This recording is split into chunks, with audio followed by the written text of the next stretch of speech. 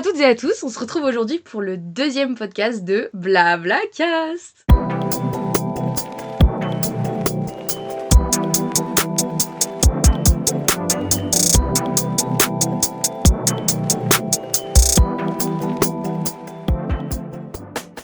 Aujourd'hui, on se retrouve pour un podcast sur un thème pas hyper fun dans l'idée, mais en compagnie d'une je ne sais plus parler. Qui suis-je ? En compagnie d'une invitée incroyable qui saura rendre le sujet assez fun. Je vous présente Lana. T'as le droit de parler. Bonjour. Est-ce que tu veux te présenter ? Et bah du coup je m'appelle Lana et je suis ta super copine et je m'y connais bien en mort. Eh oui, parce que la mort sera le sujet du jour. T'as spoilé direct, c'est ok de fou. Pardon. Du coup, Lana, c'est une pote que j'ai rencontrée en première, au lycée. Et on a créé un bon gros groupe d'amis à cette époque-là. La plupart ont disparu, mais elle fait partie du noyau principal qui perdure. Et franchement, c'est une excellente amie qui est incroyable, quoi, tout simplement. Non, je t'ai plus. Et qui actuellement fait le podcast avec un t-shirt tête de mort, totalement dans le thème du podcast. J'ai pas fait exprès, promis. Ouais, non, je suis sûre qu'elle fait exprès en vrai. Non, je te jure que non, il y a des têtes de mort sur tous mes vêtements. C'est vrai, elle a un squelette qui pendouille à son C'est oreille. vrai. Je sais pas si t'as d'autres trucs comme ça. T'as un cœur noir sur ton collier. Oui, Elle a une araignée tatouée sur le bras. je suis dark. T'es trop dark. Elle a Ouais. les cheveux rouges aussi, si vous voulez la visualiser. J'ai un Mais serpent sur ma bague. Ouais. tellement la mort. Je sais. Tu incarnes la mort. C'est horrible. Je suis la faucheuse ou quoi ? En vrai. En vrai, pourquoi pas. Mais alors, pourquoi ce choix de parler de la mort ? À qui tu poses la question ? Alors, on va d'abord, je pense, faire un petit brief de genre ton rapport rapide à la mort, en mode actuellement. Okay. Et après, on va faire un peu des flashbacks et tout. Et évidemment, je donnerai mon point de vue qui est très différent de celui de Lana. Oui. Et c'est ça justement, je pense, qui va être fun. C'est que moi, j'ai un peu le rapport classique à la mort de « Ah, c'est triste et j'ai pas trop envie ». J'ai du mal à comprendre. Alors que Lana, je trouve qu'elle a un rapport hyper décalé qui est très intéressant et qui justement permet un peu de relativiser un peu tout, en fait. Non mais en vrai, t'es la seule personne avec qui je parle de la mort sans avoir envie de me foutre en l'air, quoi. C'est vrai ? Mais oui. Putain, c'est dingue. Mais je suis très très mal à l'aise avec ce Mais ça truc. se ressent pas tant que ça quand je te parle en plus. Mais parce que tu me mets à l'aise sur un sujet qui... J'aime pas trop ça. Ok, putain, c'est dingue. Bah, ouais, non, je sais pas. Après, c'est pas non plus genre exceptionnel, tu vois, genre. Je sais Bah pas. alors, si, on va le dire très simplement. Quel est ton métier, le métier que tu vises actuellement, Lana ? J'ai envie d'être thanatopractrice. Et qu'est-ce que c'est concrètement ? Qu'est-ce Parce que que c'est ? je pense que personne ne connaît. C'est rare qu'on connaisse. C'est du coup les personnes qui embaument les morts pour les mises en bière, donc avant les enterrements. Donc la mise en beauté du défunt. Et après, il y a plein d'autres trucs qui rentrent en compte, évidemment. Ouais, je pense qu'on rentrera dans les détails tout à l'heure. Ouais, je pense. Mais du coup, l'idée, c'est que Lana veut travailler avec les morts. Oui. Je pense que c'est une bonne introduction. Oui. Mais alors, Mais pourquoi ? pourquoi ? Franchement, je pense qu'on peut revenir un peu en arrière. Genre, est-ce que tu te rappelles un petit peu d'un premier rapport à la mort que t'as eu ? D'une première anecdote marquante ? Où t'as senti que t'avais pas un rapport à la mort classique. Enfin, genre, aujourd'hui, quand tu y repenses, t'es en mode, ah oui, c'est vrai que normalement, un enfant normal, il aurait pas fait ça. Normal, entre gros guillemets, évidemment. Mais toi, t'as réagi comme ça, quoi. Bah, je pense que j'ai la bonne anecdote pour ça. Allez, raconte-nous tout. En vrai, j'ai déjà raconté à plusieurs personnes, mais en fait, je la racontais en mode. Pour moi, c'était normal, et les gens m'ont dit genre, Lana, non, Non. on fait pas ça. Et du coup, j'avais je pense, 8 ans. Entre 8 et 10, je pense. Quand j'avais revu les photos, parce qu'il y a des photos, du coup. J'adorais qu'on puisse les afficher, mais non, sorry, c'est un podcast. Du coup, moi, de base, je suis hyper scientifique, quand même, de base, pour le contexte et tout. Et première fois, on trouve 2 souris mortes, noyées dans un seau. Genre, chez moi, dans mon jardin, quand j'habitais avant. T'as à l'époque. C'était à l'époque. Du coup, oui, j'avais 8 ans, donc c'était à l'époque. Et j'étais en mode, oh waouh, des souris mortes. J'avais jamais vu d'animaux morts. Je pense que c'est une des premières fois où j'ai vu un animal. Et du coup, ouais, c'était genre la première fois que je voyais un animal mort, je pense. Et qui s'était noyé, donc en plus, c'était pas en mode mort, je sais pas. C'est pas gore, il y avait pas du ouais, sang voilà, partout. c'était juste, elles sont tombées dans le seau, elles ont pas pu en ressortir. Alors c'est hyper triste. Maintenant que je le dis, c'est genre triste qu'elles soient mortes comme ça, mais sur le coup, j'y pensais pas, je pense. Ouais. Et j'ai dit à mes parents, je veux disséquer ces souris. Tu l'as dit toi-même, genre t'étais en mode Oui, je oui. veux les disséquer. J'étais en mode Parce que, en fait, on m'avait vendu le truc de ouais, au collège, tu vas disséquer des souris, des grenouilles et tout. À l'époque, j'étais pas encore amoureuse des grenouilles. Quelque chose que je ne pourrais pas faire aujourd'hui, disséquer une grenouille, bien évidemment. Mais j'étais en mode je veux disséquer cette souris, genre. Mais du coup, tu savais vraiment ce que veut dire le mot disséquer. Je pense, oui. Ouais, Ok. parce que quand j'ai dit ça, mes parents étaient en mode ok, pas de problème. Et mon père m'a installé parents sont fous. un labo dans le garage. Après, mes parents, ils ont toujours suivi ce truc de... Tu sais, dès que je croisais genre des insectes, des animaux, genre je les ramenais, je les mettais dans des boîtes. Faut pas faire ça, c'est interdit. Mais j'étais jeune et mes parents, ils étaient... Ils sont nature aussi, tu vois, donc ils étaient grave dans mes... Ouais, donc déjà, avant ça, t'avais tendance à être très curieuse, genre face à la vie, Ouais. face aux petits insectes, aux Ah, petits mais- animaux, tout ce que tu connaissais pas, t'avais envie d'apprendre à le connaître, quoi. Dès que je voyais un truc qui bougeait, c'était dans un Tupperware, direct. C'est une dingue. Ça bouge, maman, tu peux voir vite. Mais c'est exactement ça, et je pense, genre, toute ma connaissance des insectes et des trucs que j'ai aujourd'hui, genre, c'est que ça, parce que j'ai tout attrapé quand j'étais petite. Et du coup, j'ai appris à, genre, m'en t'étais occuper et très tout. curieuse. Et j'allais sur internet en mode comment s'occuper, je sais pas, d'une fourmi. Alors qu'une fourmi seule, en plus, tu peux vraiment pas t'en occuper, genre. Mais C'est trop mignon, en vrai. ouais, et du coup, mes parents, ils ont toujours été graves avec moi. Et du coup, voilà, j'ai dit, je veux disséquer cette souris. Et là, mon père, il a fait aucun problème. Et donc, le lendemain, il s'est ramené avec. On a mis les souris au frigo, du coup. Lol. Et du coup, mon père travaille en cuisine centrale, donc il m'a ramené blouse, alors, combinaison intégrale, masque, Charlotte, gants. Et j'ai reçu un petit kit avec un scalpel, des pics et des petits bocaux et tout. Oh la dinguerie. Et j'avais aussi genre un microscope pour enfants, tu sais. Et du Les coup- petits kits de Ouais, scientifiques. c'est ça. Et du coup, il y avait aussi plein de bocaux et de petits ustensiles et tout. Et donc, dans le garage, je me suis retrouvée. En plus, tous les trucs sont trop grands pour moi, tu vois, genre les équipements, ils sont énormes. Et du coup, il y a des photos de moi avec mon scalpel, 8 ans et demi, en train de disséquer une souris. Et du coup, tu l'as vraiment disséqué? Je l'ai vraiment disséqué.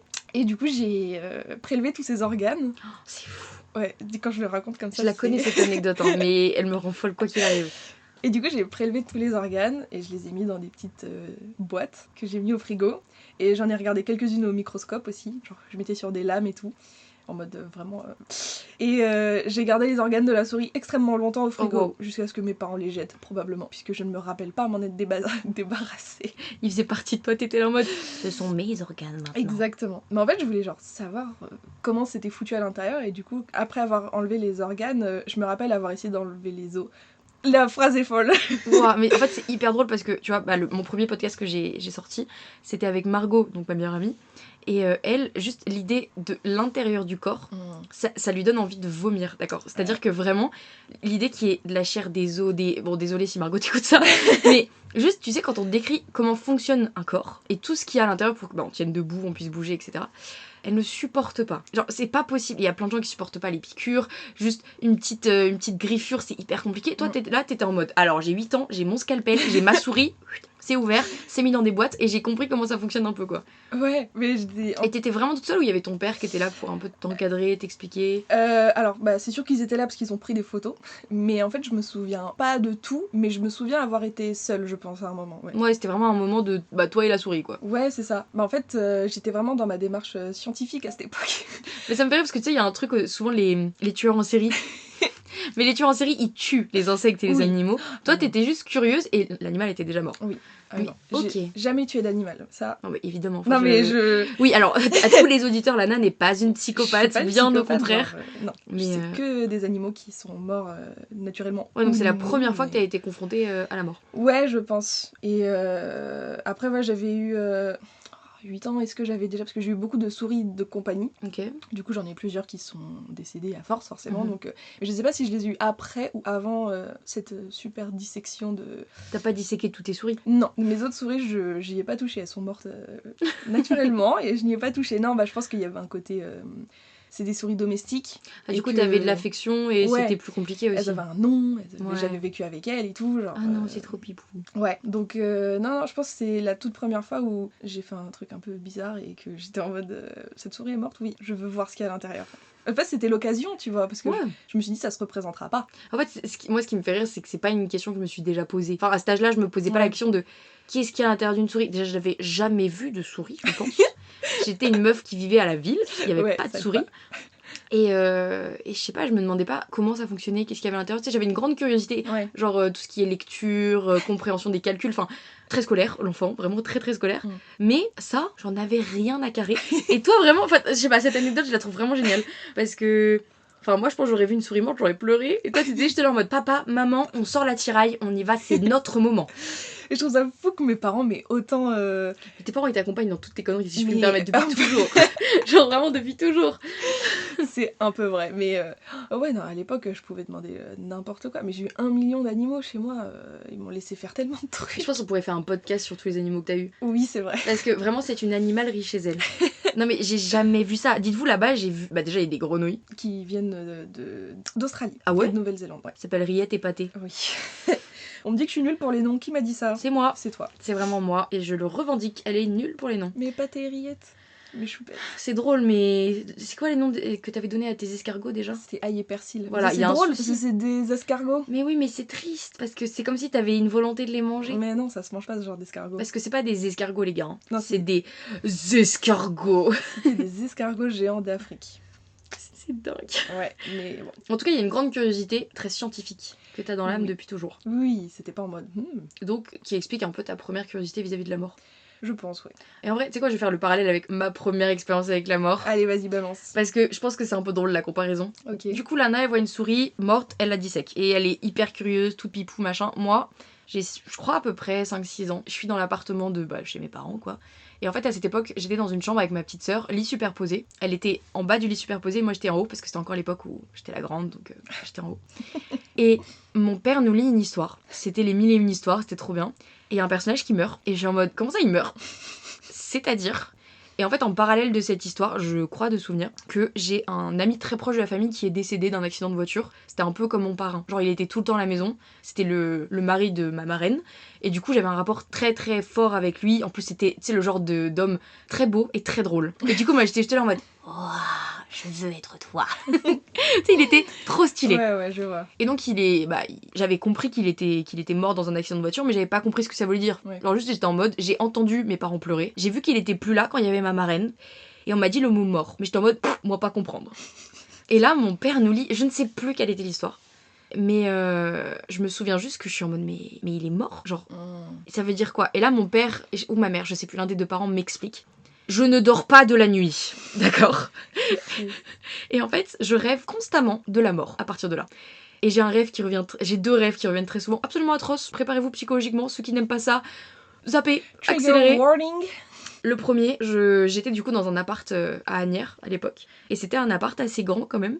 Et il y avait un couloir qui menait de ma chambre à la cuisine. Et donc je faisais ce chemin dans mon rêve. Et j'arrivais dans la cuisine et j'avais faim. J'ouvrais un placard. Jusqu'à là. Et là il y avait une sorcière qui était là en mode il faut que tu fasses des missions, que tu répondes à des questions. Et si tu réponds faux, je coupe un membre de ton père. D'accord? Et là il y a mon père qui sort, qui est ligoté et tout. Oui. Et genre la sorcière, à chaque fois que je réponds faux, elle coupe un bras, une jambe à mon père. Et juste je suis là en mode Et à la fin il meurt. Et du coup j'étais là, genre la nuit je voulais pas dormir parce que j'étais en mode papa meurt toutes les nuits. C'est horrible. Horrible, j'avais 5-6 ans, d'accord? Deuxième cauchemar, et lui il revient dans mes rêves encore aujourd'hui. C'est horrible. Imaginez genre un tas de chair, genre de la chair humaine, Jusqu'à là. avec une tête posée au-dessus. Ok. Et il y avait 3 tas de chair avec une tête posée au-dessus qui me poursuivaient dans les rues d'une ville. Parce qu'en fait, dès qu'il passait sur un humain, l'humain était intégré au tas de chair et ça les faisait grossir. Et du coup, ils voulaient absolument me manger, parce que moi je voulais pas. C'est dingue. Et c'était une course-poursuite, où je voyais plein de gens mourir, être intégrés à ce tas. Et en fait, une vraie compréhension de, quand on meurt, le corps se décompose. Et en fait, on n'est plus vivant à proprement parler. Et du coup, c'est mon premier rapport à la mort. Du coup, j'ai fait beaucoup de... mes premières insomnies, en tout cas mon premier refus de dormir, parce que j'avais peur. Et mes parents qui devaient gérer une gosse en pleurs. Et qui juste était très très anxieuse à l'idée de la mort. Et mon voisin rentre en parallèle, on entend les petites clés. Mais je te jure que tu sais, j'y ai repensé récemment, j'étais en mode mais c'est fou. Ouais. Genre, c'est quel genre, c'est horrible. Je visualise totalement l'image. Non mais en fait c'est pour ça, c'est que j'ai compris très tôt que c'était triste la mort parce que je voyais ma mère pleurer. En plus elle était enceinte de ma petite soeur à cette époque-là. Donc tu sais, il y avait un truc de ma maman toute fragile avec un gros ventre, mon père faisait très attention et je la voyais en pleurs. Et du coup j'ai compris que c'était triste. Et puis après, vu qu'il était plus là, j'étais triste. Oui. Et en plus dans les histoires, les gens étaient tristes. Eh bah oui, de toute façon la mort elle est très connotée, en tout cas dans... C'est ça. Et en fait moi j'ai vraiment intégré cette idée que la mort c'est quelque chose d'horrible. Et j'en ai cauchemardé beaucoup et ça fait partie aujourd'hui de mes peurs principales, la mort tout simplement. Et c'est pour ça que moi je suis là un peu pour désacraliser ce regard-là, parce que je pense que je suis pas la seule dans ce cas. Mais ouais, du coup, à peu près à quelques années d'écart, tu vois, moi j'étais en train de pleurer et refuser de dormir, et toi t'étais là en mode c'est mon moment. Mais putain, en vrai, ça me rappelle un truc. Parce que du coup, là, on a parlé de la souris en mode première expérience, entre guillemets, de la mort. Mais parce que tu parles de rêve, du coup, ça me rappelle ça. En gros, quand j'étais genre vraiment plus jeune, du coup, j'habitais encore, c'est la maison d'avant, celle de la souris. Ah oui, t'étais vraiment petite Donc, là. j'étais vraiment petite parce que j'ai quitté cette maison, j'étais en CE2, donc... Bah c'est 8 ans le CE2. Ouais, 9 ans. moi j'ai disséqué la souris dès que je suis arrivée à Triel. Et du coup, ouais, pour faire écho à ton rêve, je me souviens que globalement, quand j'habitais à Carrière, j'avais 2 rêves principaux. Un rêve où j'étais au bord d'un pont et je faisais tomber mon doudou dans l'eau. Ça va. Enfin, c'est horrible. C'est horrible. Parce que je refaisais le même rêve extrêmement souvent et j'étais en mode... Donc mon doudou s'appelle Monsieur Maille et j'étais là en mode... Non, il tombe dans la rive. C'est un courant horrible et tout, tu sais, le temps il est sombre et tout. Oh non. Horrible. Monsieur Maille est parti. Mais il est toujours là, Monsieur Maille. Bien sûr, toujours là, Monsieur Maille. C'est un peu nul comme nom, si je peux me permettre. Bah, en fait, je le faisais tout le temps tomber, du coup on l'appelait Monsieur Aïe et c'est devenu Monsieur Maille. Oh non, c'est trop mignon. Ouais. Le mec s'appelle Patapouf. C'est... Parce que quand il C'est tombe, ça mignon. fait pouf. Genre patatras, patapouf. C'est Drôle. c'est drôle. Il y en a eu 4 avant celui que j'ai actuellement. Waouh, Ou 3. Et je l'ai tué hyper vite. Ah. Moi, je les faisais tourner au-dessus de ma tête. Ah ouais, non, le Parce mien, qu'il a un il grand bonnet est et du coup. tellement bien conservé, le mon doudou, genre. Après, les autres, ils m'ont duré genre 1 an chacun. Et puis celui-là, j'ai depuis mes 3 ans. Donc en vrai. Ok, ouais, ça va. Tu vois, genre, il y a Pépé Pouf, il y a Papi Pouf, il y a Papa Pouf. Et là, j'ai Patapouf. Non, mais ça y est aussi, toi. Ah, du coup, j'ai fait un arbre généalogique parce qu'il fallait Oui, bien bah se. Voilà. Bon, bref. Autre Waouh. cauchemar. Donc, sur ce. Ouais, du coup, l'autre cauchemar, c'était... En gros, il y avait quelqu'un avec une hache qui est rentré dans ma maison.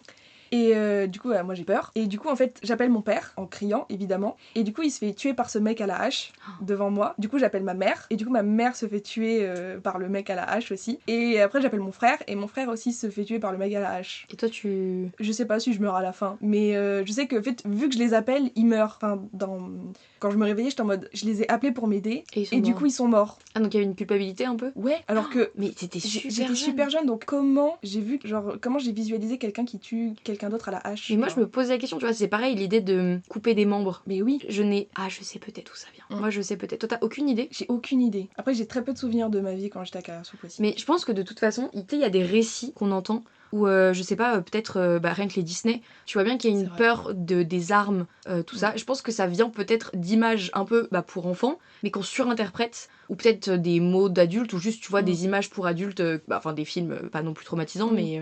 Ouais, c'est très dans le subconscient, genre. Ouais, moi j'ai l'impression, parce que moi je sais que mon père m'a lu un bouquin quand j'étais assez jeune, où c'était un bouquin du Moyen-Âge, enfin que des contes du Moyen-Âge, où, horrible encore une fois, des gens se faisaient écarteler. C'était une punition, en fait, un châtiment, quoi, de la part du roi sur les gens qui respectaient pas, quoi. Et je me souviens que cette idée, donc, qu'on pouvait arracher des membres du corps, ouais. venait de là. Et je sais aussi que, tu sais, souvent, j'allais regarder sous la table du salon quand mes parents regardaient un film, je me cachais sous la table pour essayer de regarder. Et je pense que j'ai dû voir des trucs un peu choquants à cette époque-là.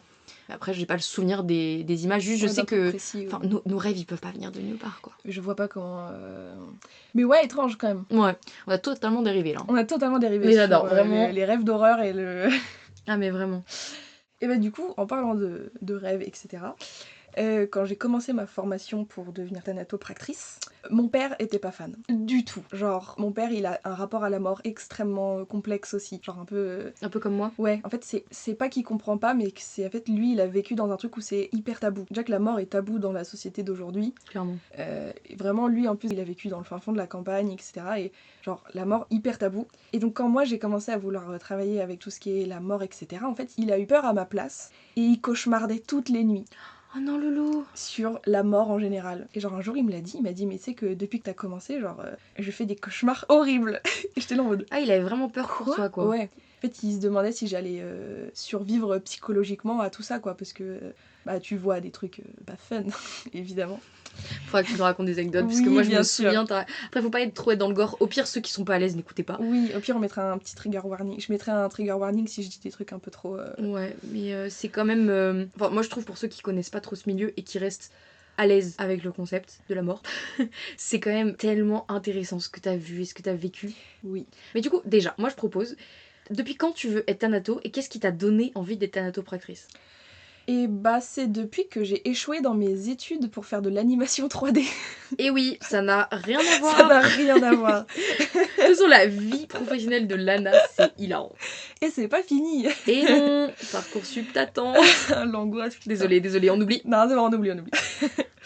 Non, mais en fait, bon, de base, du coup, j'étais très scientifique. Je fais un rapide récap. Le lycée, moi, j'ai fait SVT, physique, chimie, mathématiques. L'enfer. Parce que je voulais faire, du coup, un doctorat en entomologie. Donc, l'étude des insectes, l'entomologie, pour...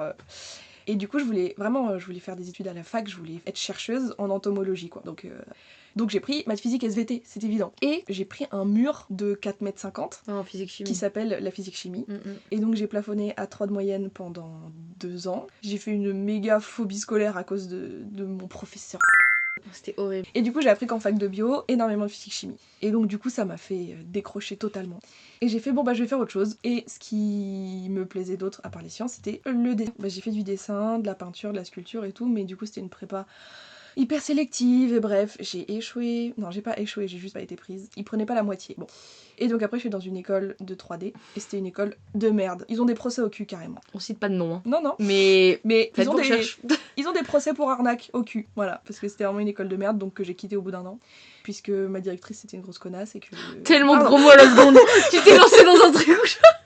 Pardon, c'est Il y a des petits traumatismes. excusez-moi. Des tout petits excusez-moi. traumatismes. Allez, j'arrête. Donc quand j'ai dû me réorienter, je me suis dit qu'est-ce que j'aime et en fait je voulais un métier où je ne croise personne parce que j'ai travaillé dans la restauration comme beaucoup de jeunes qui veulent gagner de l'argent. On a travaillé au même endroit avec Voilà, Lana. on en écrira un bouquin. Au moins, il y aura un podcast sur le sujet Au avec moins. une de nos potes qui s'appelle Jeanne, Ouais. qui a vécu la Ouais. même horreur. Donc une horreur ce taf et donc j'ai bien compris à quel point les clients c'était pas possible vraiment Au bûcher, les clients. au bûcher. Non, mais dans la restauration, nous en plus, c'était pas que restauration, enfin, on n'était pas que serveuse ou que cuistot. Non. On faisait tout. Restauration, service, ménage, cuisine déjà. Bah, on vous racontera, mais Ouais. tout ça pour vous dire Ouais. qu'on a vraiment été mal respecté sur tous les plans possibles de la restauration. Ouais, c'était bon, ouais. Donc, pas envie d'être en rapport avec des humains, Non. et je comprends totalement. Et puis ouais non en fait j'avais juste pas envie de travailler avec des gens et j'avais envie de travailler dans un endroit calme et j'avais envie de travailler seule parce que je suis une personne qui aime bien contrôler.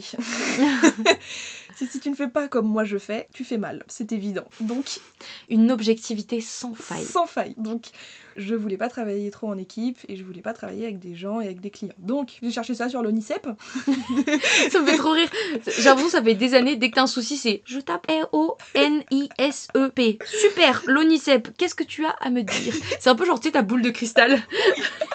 C'est exactement ça. J'aime être seule, j'aime quand il n'y a pas de bruit, j'aime être la seule à avoir raison. Thanatopractrice. Bah, c'est parfait.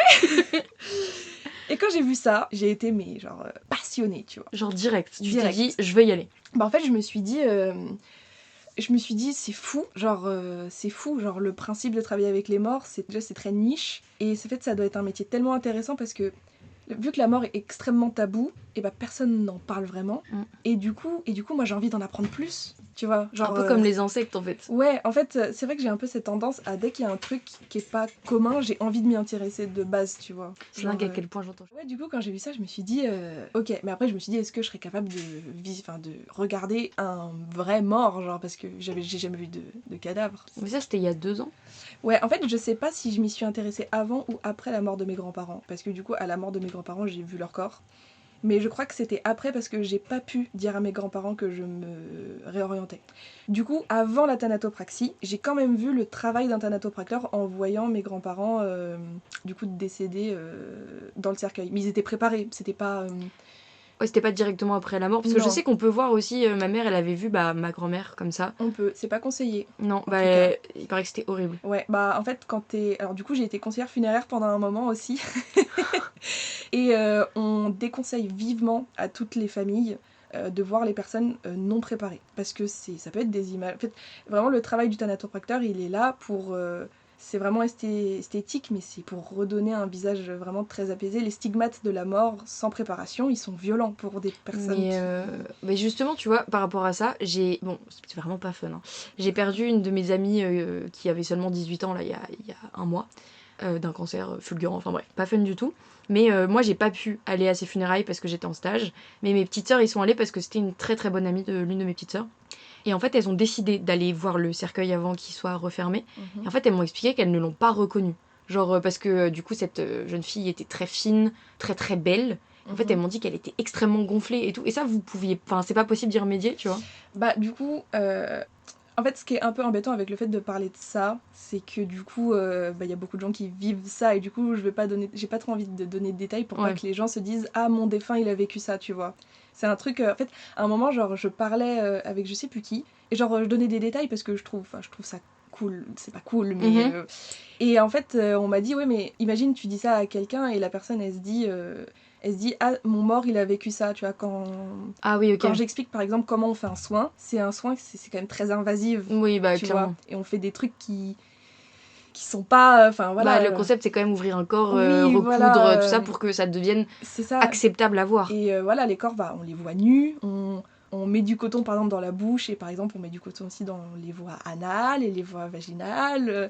Et c'est pour éviter que ça suinte. Oui, voilà, mais du coup, des fois les gens ils veulent pas savoir ça parce qu'ils ont des personnes qui sont mortes, et du coup ils veulent pas savoir ce qui s'est passé. Ouais, mais je comprends. du coup, pour répondre à ta question, malheureusement, si elle était gonflée, ça par contre, on peut rien y faire. On a des protocoles pour éviter les gonflements, mais malheureusement. Ouais, donc c'est pour ça, c'est même si vous préparez au mieux, il y a des choses auxquelles vous pouvez pas remédier. C'était ça un peu ma question. Ouais. Ok. C'est en fait il y a des trucs qu'on peut rien y faire, les phénomènes de la mort, les bactéries et tout ça, c'est des trucs qu'on peut enrayer au maximum en fait. Mais vous pouvez pas tout effacer non plus, enfin, c'est pas possible. C'est pas possible, un corps se décompose forcément, sinon ça s'appellerait de la taxidermie. Et du coup, on va éviter d'empailler nos morts. Exactement. Et du coup, quand t'as vu tes grands-parents, est-ce que tu t'es dit oh c'est bien fait, j'ai envie de faire pareil, ou oh j'aurais bien aimé faire mieux, enfin tu vois, est-ce qu'il y a eu un truc comme ça ou pas? Du coup j'ai vu mes grands-parents avant de m'intéresser à la thanatopraxie, et du coup j'étais en mode oui, enfin c'est bien fait. Alors déjà je suis la seule des petits enfants qui ait accepté d'aller les voir. Ah mais moi j'ai toujours refusé. Ouais, mais en fait figure-toi que je vais pas citer de nom, mais du coup c'est quelqu'un qui moi j'avais jamais perdu personne avant dans ma famille, et du coup cette personne là m'a dit j'ai perdu ma grand-mère, je l'ai vue dans son cercueil, et après j'ai perdu mon grand-père, et je suis pas allée le voir, et j'ai jamais réussi à faire le deuil. Et quand cette personne m'a dit ça, je me suis dit ok, je vais aller voir, parce que j'ai trop peur que ça m'arrive. Ok. Et du coup, je suis la seule des petits-enfants qui est allée. Et j'étais très triste, mais ça m'a pas non plus choquée, parce que pour le coup, le travail était plutôt bien fait. Ok, et ça t'a fait du bien, donc, de dire au revoir Je comme pense, ça. ouais. Ok. En fait, j'ai pu les voir, et c'est vrai qu'ils étaient très... En fait, c'est comme une personne qui dort, tu vois. Ok. Et forcément, ouais, je pense que c'était mieux comme ça d'avoir... Après, il y en a qui disent, voilà, je préfère garder une image vivante. Je suis de cette team. Voilà. Mais après, ça dépend aussi... tu vois... Ma grand-mère, les derniers moments où je l'ai vue, elle ouvrait plus les yeux, elle parlait plus, elle était limite dans le coma, tu vois. Donc en fait, les dernières images que j'allais avoir, c'était plutôt elle dans le coma qui souffre. Et du coup, j'ai préféré avoir une image d'elle décédée mais en paix. Ouais, tu vois. ok. Mais après, ça c'est propre. Non, mais à c'est chacun. hyper personnel. Non, mais moi je sais juste que j'avais peur en fait d'être traumatisée par ce que j'allais voir, parce que j'ai aucune idée. Enfin, déjà, je ne connaissais pas la thanatopraxie quand j'ai perdu ma grand-mère, parce que c'est là où on m'a proposé. Et concrètement, j'étais juste terrifiée à l'idée de voir, de comprendre qu'elle était morte. Et j'étais juste en mode, je le sais, mais laissez-moi un peu dans le déni en vrai, c'est plus simple. Et aujourd'hui, je l'ai conscientisé, mais je crois que l'idée de voir concrètement la mort face à moi me terrifie. Après, on a beaucoup stigmatisé le fait de voir un cadavre en fait. En fait, dans les films. En fait, ce qui se passe, alors quand j'ai fait mes études, on a fait un peu de psycho, etc., un peu en mode comment la mort elle fonctionne au niveau de la société. Et en fait, maintenant, notre génération et un peu la génération de nos parents, on n'est plus du tout habitué à voir des morts. Parce qu'à l'époque, il y avait le rituel de veillée. C'est vrai que la mort était omniprésente surtout. Oui, parce qu'en fait, t'avais ton grand-père qui mourait chez toi, et il était dans son lit pendant 3 jours, tu le veillais, c'est toi qui t'en occupais, la thanatopraxie ça n'existait pas vraiment. Nos grands-parents, enfin moi je sais que mon grand-père il est menuisier, voilà. Et quand je lui ai dit moi je vais faire ce métier, il est en mode mais il y a pas besoin d'avoir un diplôme pour ça, moi j'en ai mis des gens dans des cercueils et tout, parce que lui, il construisait les cercueils, et du coup des fois il mettait les gens dans les cercueils, genre. Mais parce qu'à l'époque il y avait pas de métier pour ça. Ah ouais, ok. Mais c'est si récent que ça la thanatopraxie? C'est assez récent, ouais. En fait, je savais pas du tout. T'as un peu une idée, genre faire un petit point historique Petit point historique, déjà ça a commencé... alors bon... si on repart vraiment il y a longtemps, globalement, ça a commencé avec les momies et tout. Oui. Ça, c'est vraiment les premières ébauches. En Europe, ça a commencé quand on a voulu veiller les rois. En gros, quand le roi mourait, on était en mode ok, faut que son corps soit présentable pendant plusieurs jours pour qu'il y ait des grandes cérémonies, etc. C'est comme ça que la veillée de 3 jours, ça a commencé. Et du coup, c'est comme ça qu'on a commencé à embaumer que les grands personnages historiques. Donc les rois, les grands dirigeants, les grands colonels, les générales, etc. Et du coup, à l'époque, c'était avec surtout des aromates, Ouais, j'ai vu qu'on ouvrait les crânes des rois à l'époque, Ouais. et qu'on retirait le cerveau pour essayer de le préserver à part. Et donc il y a beaucoup de crânes comme ça de grands rois qui sont coupés en deux. Oui. Et j'ai trouvé ça hyper intéressant. Ouais, et dis-toi que c'est mieux parce que genre en Égypte, on te chope ton cerveau par ton nez avec un Mais crochet. oui. Ouais. Après c'est moins long à scier. Mais du coup voilà, ça a commencé globalement avec ça. Et ensuite, ça s'est entre guillemets professionnalisé plutôt en Angleterre, ça a commencé. Et nous, du coup, on a un mec qui s'appelle Jacques Marette. Ok. Voilà. Vous avez les petits noms comme ça. Ouais, en vrai, du coup, j'ai fait toute l'histoire de la thanatopraxie. En fait, de base, c'est un mec qui s'appelle Jean-Nicolas Ganal, c'est un pharmacien. Il est en mode, ok, moi, je vais embaumer avec ce produit. Ensuite, il écrit un livre. Attends, juste embaumer, ça veut dire quoi exactement pour être sûr de... En gros, à l'époque, on n'avait pas tout ce qui est formol. Et du coup, à l'époque, c'était... On pouvait utiliser de la suif de mouton, on pouvait utiliser différents produits chimiques qu'on connaissait. Donc pour essayer de préserver le corps. En fait, il y a eu tellement... C'est passé par tellement de techniques, genre il y a même eu des conservations au mercure, Ah aux ouais métaux lourds, ouais. En fait, ils ont tout testé pour voir si ça marchait, quoi, globalement. C'est hyper drôle. Et ouais. Et du coup, ce mec, il a écrit un livre, et du coup, il y a un mec qui s'appelle Thomas Holmes, aux États-Unis, qui a lu son livre et qui a fait, ok, je vais emmener ça aux États-Unis. Du coup, le mec, c'est lui, il a embaumé plein de cadavres pendant la guerre de sécession. Okay. Du coup, il a sorti des ouvrages et tout. Et du coup, c'est remonté jusqu'en Angleterre. C'est le voyage de la mort. Vraiment. Et du coup, on a ce mec, Jacques Marette, en France, qui est allé faire ses études à l'Institut national d'embaumement en Angleterre, et qui a ramené le principe de l'embaumement moderne, donc la thanatopraxie comme on la connaît, en France. Et c'était quelle période à peu près? On est sur 1900 et quelques. Hein. Ok, donc le 20e siècle. Ouais. Ok. Jean-Nicolas Ganal, c'est 1800 et quelques, parce qu'il était pote avec Napoléon. Voilà, je le dis parce qu'il a embaumé les... Napoléon, genre Napoléon, genre le petit mec là, qui s'est fait exiler à Sainte-Hélène. Ok, donc le début du 19e. Ouais. Ok. Et donc il était pote avec Napoléon, et du coup il avait embaumé des gens pendant la guerre de... Enfin, les batailles qu'il a fait à Napoléon. Histoire zéro. T'inquiète, j'ai pas envie de rentrer là-dedans, mais moi je connais bien l'histoire de Napoléon Bonaparte parce que je l'ai eu au concours de l'ENS. Voilà, bref. Exciting. C'est mes humeurs. Ah oui, j'imagine. Mes humeurs. Je fais un grand nom de la tête. Ouais, globalement, c'est ça. Ok, donc en fait, la thanatopraxie comme on la connaît aujourd'hui n'a débuté qu'au début du XXe siècle. Et encore, on n'avait pas encore toutes les techniques qu'on a aujourd'hui. Donc c'est vraiment, ça a été acquis au cours du XXe. C'est plutôt milieu XXe limite. Hein. Oui, c'est pour ça que justement nos grands-parents n'ont pas forcément connu ça quand ils étaient jeunes. Du tout. En même temps, il y a aussi un contexte très simple. Hein. La guerre n'est pas propice à la thanatopraxie. Du tout. Et puis il y avait une omniprésence de tout ce qui est maladie très transmissible et très mortelle, la peste, le choléra, tout ça. Mais c'est post-guerre, hein, la thanatopraxie. Ouais, c'est ça. C'est qu'en fait, c'est des contextes qui sont pas propices à ce qu'on prenne le temps de réellement s'occuper des morts et leur dire au revoir correctement. Et donc en fait, encore une fois, c'est une pratique très contemporaine on vit longtemps, donc on s'attache longtemps aux gens, et donc la mort c'est plus compliqué, et donc on a besoin de ce rite un petit peu de passage. Ouais, du coup, ce mec-là, en fait, il a créé une école, du coup. Il a créé une école, carrément. Il a créé une école, Est-ce que c'est celle dans laquelle tu... Non, absolument pas. Moi, j'ai fait une école en ligne créée par je sais pas qui. C'est ok. Mais son école, je sais pas si elle existe toujours. Et du coup, en fait, après, les gens se sont formés. Et puis quand ça a pris beaucoup d'ampleur, et ils ont dû mettre en place un diplôme, etc. Après, voilà. Et du coup, le mot thanatopraxie, il est apparu dans un texte de loi 1980, genre, je sais pas, 17, enfin, c'est très tard, quoi. Ok, c'est arrivé quasiment en même temps que l'euro. C'est hyper drôle. Tu sais, genre, nos grands-parents, ils connaissaient le franc et ils ne connaissaient pas la thanatopraxie. Ouais, c'est ça. La thanatopraxie, c'est un néologisme qui a été inventé par... Tu n'as plus le nom? Non. C'est pas grave. Mais de toute façon, Thanato, la mort. Oui. Thanatos, la mort. Thanatos, le dieu de la mort. Et praxis, c'est le fait de pratiquer, de travailler sur. Et oui, j'ai fait 7 ans de latin. Wow, n'hésitez pas. Sache que tout à l'heure, je me suis retenue de faire une étymologie. C'est vrai, t'aurais pu, c'est rapide. Oui, c'est vrai. Mais donc voilà. Donc, maintenant qu'on a un petit peu ce contexte, oui. Est-ce que tu veux rentrer un peu dans les détails de ce qu'est réellement la thanatopraxie, les études que tu as faites, ou raconter autre chose? En vrai, je te laisse un peu... parler ce dont t'as envie. Hein.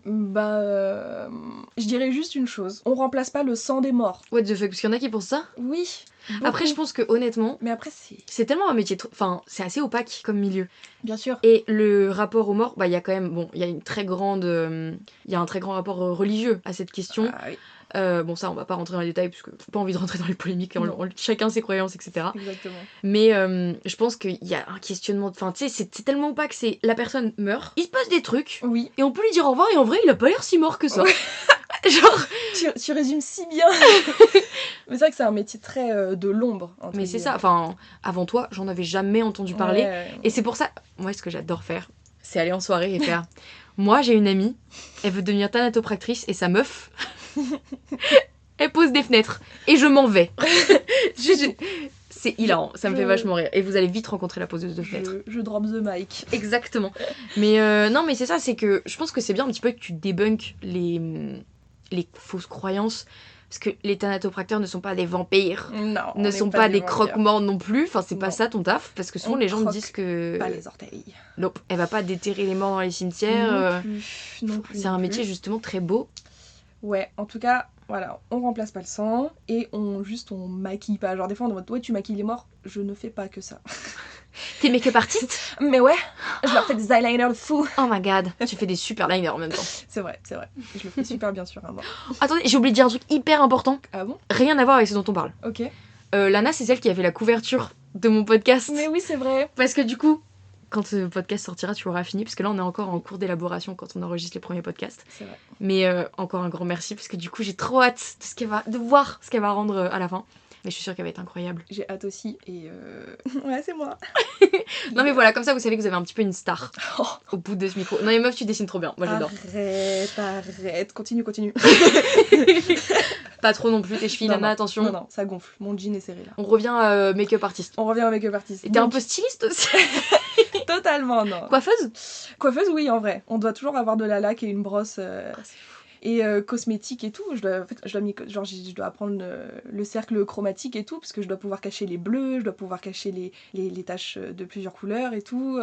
Et puis par exemple les gens qui meurent d'une maladie de foie, ils sont très jaunes, donc toi ça tu dois... Mettre du violet. Oui, globalement. Mais du coup, fait ça sert à quelque chose, les cours d'art plastique. Eh oui, ratez pas vos cours d'art plastique. Ça c'est pour ma petite sœur. Petite anecdote, j'ai retrouvé mes anciens bulletins de quand j'étais en 3e. En art plastique, j'avais 19,83 de moyenne. Et t'as juste mis genre un 19 et que des 20. Globalement. Et genre, il m'a fait un paragraphe et il me suce les boules. Désolée de le dire comme ça, mais... Il est en mode, Lana est une élève avec un sens critique extrêmement précis. Elle est vraiment une élève moteur de la classe et tout. Mais le mec me... En art plastique. Mais en art plastique. Genre... T'avais trouvé ta voie. Mais carrément. Enfin bref. Anecdote passée. Ça pourrait être hyper drôle, un podcast où on lit des bulletins en vrai. Ça serait dingue. Bon, pas les miens, mais les vôtres, ça pourrait être hyper drôle. Celui de Jeanne, j'aimerais bien. Parce que les miens, je suis désolée de le dire, mais j'étais la première de la classe. Donc oui, mais on sait très bien quel genre de... Détestez-moi tous. Moi, j'ai adoré être première de la classe. Enfin bref. Qu'est-ce que tu fais concrètement? Je ne maquille pas juste les morts. Donc en gros... Sans rentrer dans les détails trop gore. Juste, en gros, t'as 2 possibilités. Une toilette ou un soin. Une toilette, c'est juste, on te déshabille, on te nettoie, parce que je sais pas, t'es sale. T'es mort, t'es sale, point. Non, mais voilà, le mythe de, on se pisse dessus, on chie dessus quand on meurt. Oui, c'est pas un mythe. Bah parce que les muscles se relâchent. Oui, donc voilà, arrêtez de poser la question, c'est pas un mythe. Oui. Elle est là pour débunker tous vos mythes, d'accord? Donc voilà, C'est pas très glamour de mourir. Non, c'est pas très glamour. Donc on nettoie, voilà, on ferme les yeux, parce que quand on meurt, on se déshydrate et nos yeux s'ouvrent. Donc encore une fois, les films disent de la merde. Oui. Ça me rend folle ça. Tu sais, toutes les scènes où t'as la main qui passe devant les yeux et les yeux sont fermés. Au début, oui.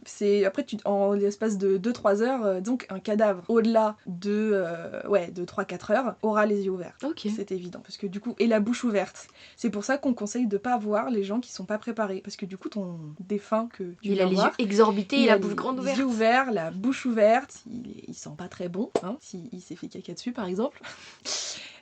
Donc voilà, n'allez pas voir les gens non préparés. Enfin, je vous le conseille pas. Après, voilà, faites ce que vous voulez. Peut-être que ma mère n'a pas vu sa mère non préparée en fait. Peut-être qu'elle l'a juste vu. Non, parce que j'ai réfléchi, elle a pas vu ça, c'est possible. Bah après, peut-être qu'elle l'a vu juste après la mort. Et là, à ce moment-là, la personne... J'avoue, ça reste flou. Mais en tout cas, je sais qu'elle a pas été énormément préparée parce que c'était pendant le Covid. Ah oui, ça c'était une C'était période, juste avant le Covid, mois de mars. Genre vraiment, nous, on a été touchés par la pandémie juste avant. Et je sais juste que ça avait été hyper compliqué parce que. Ouais, elle est allée lui dire au revoir, mais c'était pas beau quoi. Donc peut-être qu'elle avait été préparée un peu, mais c'était une période tellement dense qu'il y avait pas. Bah justement, comme quand on parlait de guerre tout à l'heure, d'épidémie, on a moins le temps de faire attention quand il y a trop de morts. Parce que justement, il n'y a pas assez de thanatopracteurs. Ça c'est bien vrai. Mais et encore, du coup, entre guillemets, elle a eu de la chance d'être un minimum préparée, parce que du coup, quand la pandémie a vraiment pris de l'ampleur, la thanatopraxie a été interdite sur les personnes portant Covid-19. Ah ouais? Oui, alors maintenant elle est de nouveau possible, si tu meurs du dur. Covid, voilà. Mais les thanatopracteurs étaient vraiment au chaume-du pendant la pandémie, contrairement à ce qu'on croit.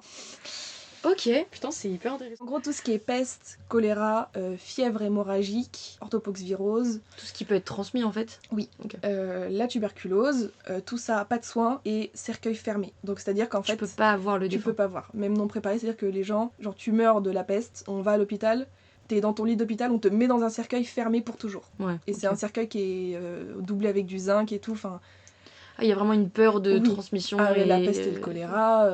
Ouais, on rigole plus avec ça. On rigole plus avec ça du tout. Les orthopoxviroses, les fièvres hémorragiques, ça se... Tu m'as sorti quoi comme mot juste avant? L'orthopoxvirose. C'est une maladie très contagieuse qui est vraiment pas cool. Ok, je peux en savoir plus. Les fièvres hémorragiques, Je sais pas ce que c'est non plus. Hémorragique, c'est... c'est le sang du coup, voilà. Mais... en gros, tout ce qui est... les fièvres hémorragiques, ça regroupe plusieurs maladies qui font que globalement, t'as genre une grippe, mais tu pisses le sang de tous tes orifices, quoi. Globalement. Mais c'est fou ce que le corps humain il peut faire. Ouais. Ok, donc j'ai pas envie. J'ai pas envie de l'expérimenter. Voilà. On touche tous du bois en même temps. Oui. J'ai pas de bois. T'as pas de bois. Non. Le sol. Ah si, là, c'est du bois, ça. Oui. Bon. Et après, t'as Creutzfeldt-Jakob, ça c'est la vache folle. Ouais. Et là, t'as pas le droit aux soins, mais t'as le droit à une toilette. Ok, c'est déjà ça. Voilà, parce que vu que c'est transmis par des prions, c'est plus compliqué d'être transmis, mais par contre, faut pas que ce soit des trucs invasifs en fait. Des prions? Des prions. En gros, t'as les bactéries, les virus, les champignons et les prions. Ok. C'est tout ce qui peut te donner des maladies pas cool. J'avais jamais entendu parler des prions. Et Creutzfeldt-Jakob, c'est le plus connu des prions. Et du coup, ça attaque ton système nerveux, c'est pour ça la vache folle et tout. Bref. Ok. Donc, c'est une liste non exhaustive, puisque je pense que je les ai toutes citées. Et du coup, à l'époque, tu n'avais pas le droit aux soins sur le Covid-19. Et avant 2018, tu n'avais pas le droit de faire des soins sur les personnes portant le VIH. Évidemment. Mais là, c'est bon, c'est... Oui, c'est 2018, tu te rends compte? C'est super récent. Mais même dans les soins post-mortem, on est homophobe. Ouais, c'est dingue. Non, mais parce que c'était quand même une maladie largement associée aux personnes, homosexuelles. En Ok. fait, la peur du sida, elle a tellement pris de l'ampleur que du coup, avant 2000... Ah, ils s'étaient terrifiés au point de on ne touche pas aux morts. Exactement, ok. t'avais pas le droit... Mais c'est qu'il y avait une grande mécompréhension aussi de la maladie pour en arriver là. Après, en fait, quand t'es thanatopracteur, t'es classé au même niveau à risque d'exposition au sang, ça s'appelle les AES, les accidents d'exposition au sang. T'es classé au même niveau qu'un chirurgien. Ok. Ah oui, c'est... en même temps, vous êtes une forme de chirurgien, enfin... Juste la parce personne que, n'est pas vivante, quoi. Mais... C'est ça, parce qu'on fait des actes extrêmement invasifs. Et en plus, on utilise beaucoup d'objets qui sont piquants, coupants ou tranchants. Donc, la transmission de sang ou de muqueuse est plutôt facile. En vrai, c'est assez logique. Du coup, sur le principe, c'était logique. Mais en même temps, c'est pas juste du tout pour les personnes qui sont mortes du sida. Alors que, voilà, nous, on peut mettre... quand t'as une personne... Alors déjà, quand tu fais un soin, tu dois faire très attention parce que tu ne sais pas si la personne est morte du sida. Tu n'as pas son dossier médical puisque c'est quelque chose qui est confidentiel. Ah, tu sais jamais de quoi est mort la personne? Non, tu peux le deviner si la personne elle s'est pendue par exemple, mais... Par exemple.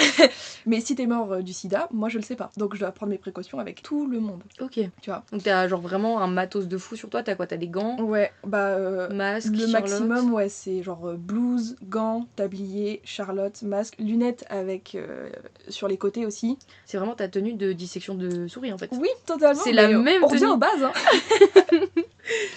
Mais voilà, parce qu'en fait, n'importe quelle projection de muqueuse, c'est terminé, quoi. Globalement, je prends une goutte de sang dans l'œil, je me rends aux urgences directement et je suis prioritaire devant tout le monde. Ok. Parce que du coup, en tant que thanatopractrice, je suis classée vraiment risque maximum, quoi. Ok. Ouais, donc il y a quand même pas mal de dangers dans ton métier en fait. Et ouais. Parce que tu vois pas de vivants relous, Non. mais t'as des morts qui peuvent Exactement. petite attaque de sang. Désolée, j'ai... C'est ok. De toute façon, depuis tout à l'heure, le voisin a décidé de prendre Oui, 10 c'est douches à la seconde. Donc désolée pour les bruits de frigo et d'eau, mais je peux pas tout couper. C'est pas ça. possible. Bon, voilà, je passe devant vous aux urgences si je veux. Trop de Pour chance. faire un traitement prophylactique.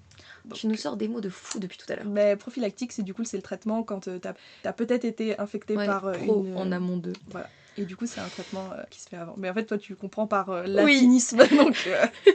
Après, le phylactique, je l'ai pas. Aucune idée. Mais j'ai compris l'idée. Donc tu m'as dit, pardon, je reviens un peu parce qu'on part dans tous les sens, mais Oui. on adore. Désolée. C'est génial. Enfin, désolée. Non. Alors, tu t'excuses pas en fait. Absolument S'ils sont pas contents, Je suis pas désolée. à la porte. Dégagez. Allez chez le voisin. Mais restez quand même. Donc tu as soit t'as dit juste la toilette, c'est ça Ah oui, c'est vrai qu'on est parti Ouais, de ça. on était là-dessus. Donc oui, la toilette. Donc on nettoie, on coiffe, on met de la cosmétique, on ferme les yeux. Ah oui, c'est de là que je suis partie. Exactement. On ferme les yeux, on ferme la bouche. Et on rhabille, et on met bien les mains, et tatati, tatata. Je vais poser une question pour ceux, je pense, qui se posent la question, ceux Oui. qui avançaient de 15 secondes. Alors, les yeux, on a ce qu'on appelle des couvre-œils. Donc c'est des petites capsules en plastique. Et en fait, parce qu'en fait, tes yeux vont se déshydrater. Et donc tes yeux sont composés à beaucoup de pourcentage d'eau. Donc tu vas te déshydrater et tes orbites vont se creuser. Donc si je ferme tes yeux comme ça fera genre une espèce de trou, genre. Ah, genre les yeux, ils redescendent. Ouais, tes orbites, ils se vident en fait. C'est Parce dingue. qu'à l'intérieur de ton œil, t'as ce qu'on appelle de l'humeur vitrée. C'est un espèce de liquide et ça, tout ce qui est... C'est très fluide tout ça, donc ça s'en va quoi. Donc du coup, Donc vous devez mettre un faux œil entre guillemets en fait, pour c'est que ça une petite donne... capsule que tu mets sous la paupière. Ouais. Et après on ferme avec soit de la colle, soit des fois les capsules elles ont des petits picots pour accrocher la paupière. Ok. Et donc pareil, la bouche c'est de la colle. Non, alors, il y a pour les lèvres, Mhm. mais en général la bouche, ce qui n'est pas systématique pendant les toilettes, parce que faut être habilité à faire des actes invasifs, c'est une aiguille qu'on passe entre... Donc alors, je suis désolée, franchement, passez, parce que si vous aimez pas les trucs Ah, internes... je pensais pas... Non, je m'attendais jusqu'à ce que tu dises de la colle en fait. Non, en gros, on passe sous le menton, là, donc au niveau du palais inférieur, et on passe aussi dans la narine, Et vous recousez la bouche quoi. et ouais, en fait, c'est extrait, ouais, en fait, on coud à l'intérieur, entre guillemets, Wow. avec une énorme aiguille. Désolée, j'étais persuadée que c'était juste un petit tube de glu sur les Et lèvres. non, parce qu'en fait, sinon ça faisait genre, ça ferait, genre si tu pinces Ah tes oui, lèvres mais et ça fait... ça ouvre la bah bouche. oui, non, en parce vrai que c'est hyper logique, ça fait pas... En fait c'est pour... Moi ce que je trouve très intéressant dans ce podcast en fait, c'est que c'est des actes qui peuvent être assez choquants je pense pour la plupart des gens. Et ça reste très incompréhensible je pense en mode pourquoi elle fait ça, c'est très invasif. Mais oui. En fait l'idée c'est vraiment de rendre nos morts les moins morts possibles. Ouais, c'est clair. Donc en fait ce geste de ne pas coller les lèvres mais de passer par l'intérieur et coudre, bah ça rend juste la personne que vous aimez la plus lisible et la plus reconnaissable possible. Exactement. Mais voilà, donc c'est un acte invasif. Mais en fait, tu fermes la mâchoire plus que la bouche. Ouais. Parce que c'est vraiment... En plus, c'est des muscles qui sont très puissants, donc... Ouais, quand il se relâche, c'est d'autant plus dur, quoi. Quand tu fermes la bouche, putain... Enfin, pardon. Parce que du coup, pour l'avoir vu, t'es là, tu tires, quoi. Mais du coup, les lèvres se déshydratent aussi. Donc, tu mets aussi un point de colle au niveau de les lèvres. Ok. Pour que les lèvres, ça fasse pas genre... Et donc ça fait partie de la toilette. L'acte invasif de fermer la bouche comme ça, faut être habilité quand même. C'est-à-dire qu'il y a des thanatopracteurs qui peuvent pas faire ça ? C'est plutôt la toilette, en fait, elle peut être faite par des aides-soignantes et des infirmières. Ah ok, c'est que la toilette c'est pas votre spécialité. Non, en fait on peut le faire, mais ça peut être aussi fait par le personnel de l'hôpital. Genre il y a des morts où la toilette suffit largement, c'est ça que tu veux dire ? Oui, alors ça va être aussi... donc ça c'est pour ça que vaut mieux un thanatopracteur, c'est que quand t'es thanato, tu vas voir le mort, on va te dire cette personne-là elle part tel jour à telle heure, et tu vas dire... Ok, vu le niveau de décomposition et comment la personne se porte, je vais pas faire de soins, je peux juste faire une toilette. Ok. En fait, c'est qu'il y a vraiment une grande expertise que les gens d'un hôpital n'ont pas forcément. Exactement. Bah on a fait, le nombre de cours que j'ai eu sur le principe de décomposition et de comment, de checker tous les signes de décomposition possibles pour essayer de comprendre comment la personne va évoluer. Parce que la mort c'est hyper imprévisible. Le principe de décomposition c'est très imprévisible. Et du coup, des fois, t'as juste besoin d'une toilette. Même au bout de genre 5 jours, t'as des gens qui se conservent très très bien. Et il y en a, au bout de même pas un jour et demi, ils sont déjà en full décomposition et tu dois faire une toilette, quoi. Ah oui, donc ça dépend vraiment de plein de facteurs qui sont pas prévisibles du tout, quoi. Ouais. il y a beaucoup de facteurs extérieurs, et puis après, il y a juste le facteur que tous les corps humains sont différents. Oui, c'est ça, il y a des gaz, C'est- des bactéries qui ouais. engendrent ou non la décomposition. Exactement. Bah ouais, c'est ça. Ok, oh, c'est dingue. Ouais, tout est... Mais tout moi, est je suis là, je peux te donner tous les mots possibles sur le milieu de la culture, sur le milieu de la géo, de l'histoire. Et là, je suis là en mode, ouah, le corps humain, c'est dingue. Mais voilà, hein, tout sujet est passionnant quand on sait en parler. Oh, waouh. C'est beau ce que je Ça dis. Hein. méritait, tu sais, la mèche de cheveux derrière l'oreille en même temps. Mais Dommage que j'ai pas de cheveux, quoi. dommage. J'ai les cheveux très courts. Très très court. Enfin bref, et donc du coup, la toilette. On a encore dérivé. C'est pas On a grave. encore dérivé. Donc la toilette. Et du coup, après, il y a l'autre partie, c'est le soin. Donc quand la personne ne peut pas rester qu'avec une seule toilette. Et du coup, là, ça va être un acte invasif où on va mettre un tube. Pas trop de détails. Oui, hein. c'est ça. Dans les artères, si tout le monde connaît les artères. En gros, vous avez des veines et des artères. Les veines... Normalement, ils connaissent dans l'aide aux devoirs. J'ai appris ça à un gosse qui est en 5ème. hein. Ouais, mais, Donc si vous connaissez pas, c'est la honte. il y a pas longtemps, j'étais avec quelqu'un et j'ai fait genre les artères. Et on m'a dit, c'est quoi une artère? Et j'étais en C'est mode- les veines principales. Et j'étais en mode, et une veine, tu sais ce que c'est? C'est les trucs avec le sang. Et j'étais en mode, ah. Et après, il y a encore plus petit. Donc, bref, les veines, les artères, vous savez, les veines sans pas oxygéner, les artères sans oxygéner, bref. Globalement, vous voyez la carotide, hein, c'est dans le cou, c'est là... C'est l'artère principale. C'est l'artère, genre quand on tue les gens avec plein de sang dans les séries, c'est cette artère-là qui... Qui fait bien dramatique. Ouais. C'est ça qu'on aime. Et donc du coup, c'est dans cette... Donc on va faire on va mettre un coup de scalpel, on va Incisé. sortir la carotide, on va inciser légèrement la carotide, on va insérer un tube dedans qui est relié à... après ça c'est de la chimie parce qu'on doit diluer un produit, du coup le formaldéhyde, j'essaye de faire simple mais qu'on dilue avec le formol globalement.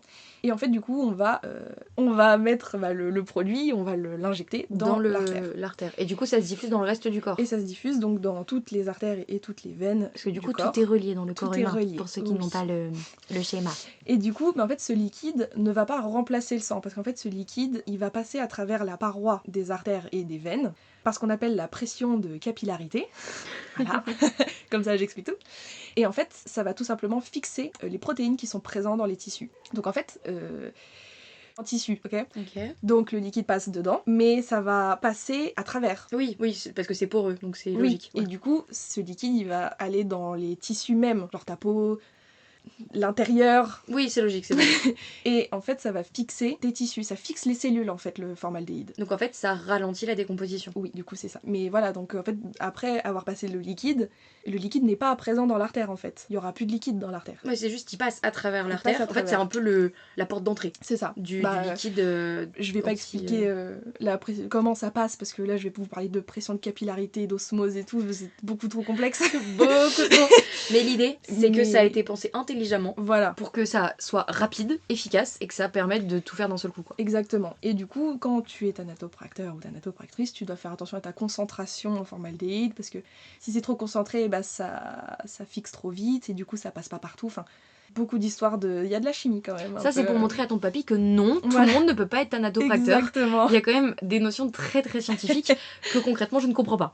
Enfin, je comprends, mais je suis pas capable d'appliquer toute seule. Globalement, c'est ça. Et donc, du coup, de l'autre côté, ça sort quand même. Et donc, en fait, ça va ressortir au niveau de l'oreillette droite de votre cœur.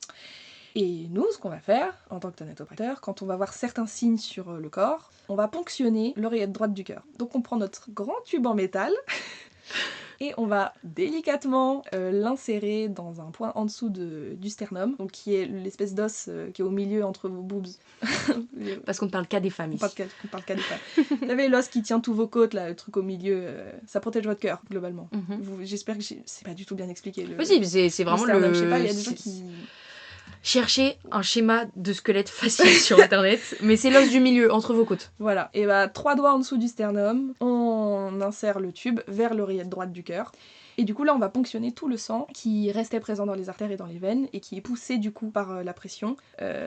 C'est poussé, parce que nous on injecte un liquide et du coup c'est poussé par la pression dans l'oreillette et nous on récupère ce sang et ces liquides dans des grandes poches. Donc en fait vous retirez le sang des... On retire une partie du sang, ouais. Ok. Parce Parce que du coup cette partie du sang est remplacée par votre liquide. c'est pas remplacé. C'est quoi? Puisque dans les artères après il y aura plus rien.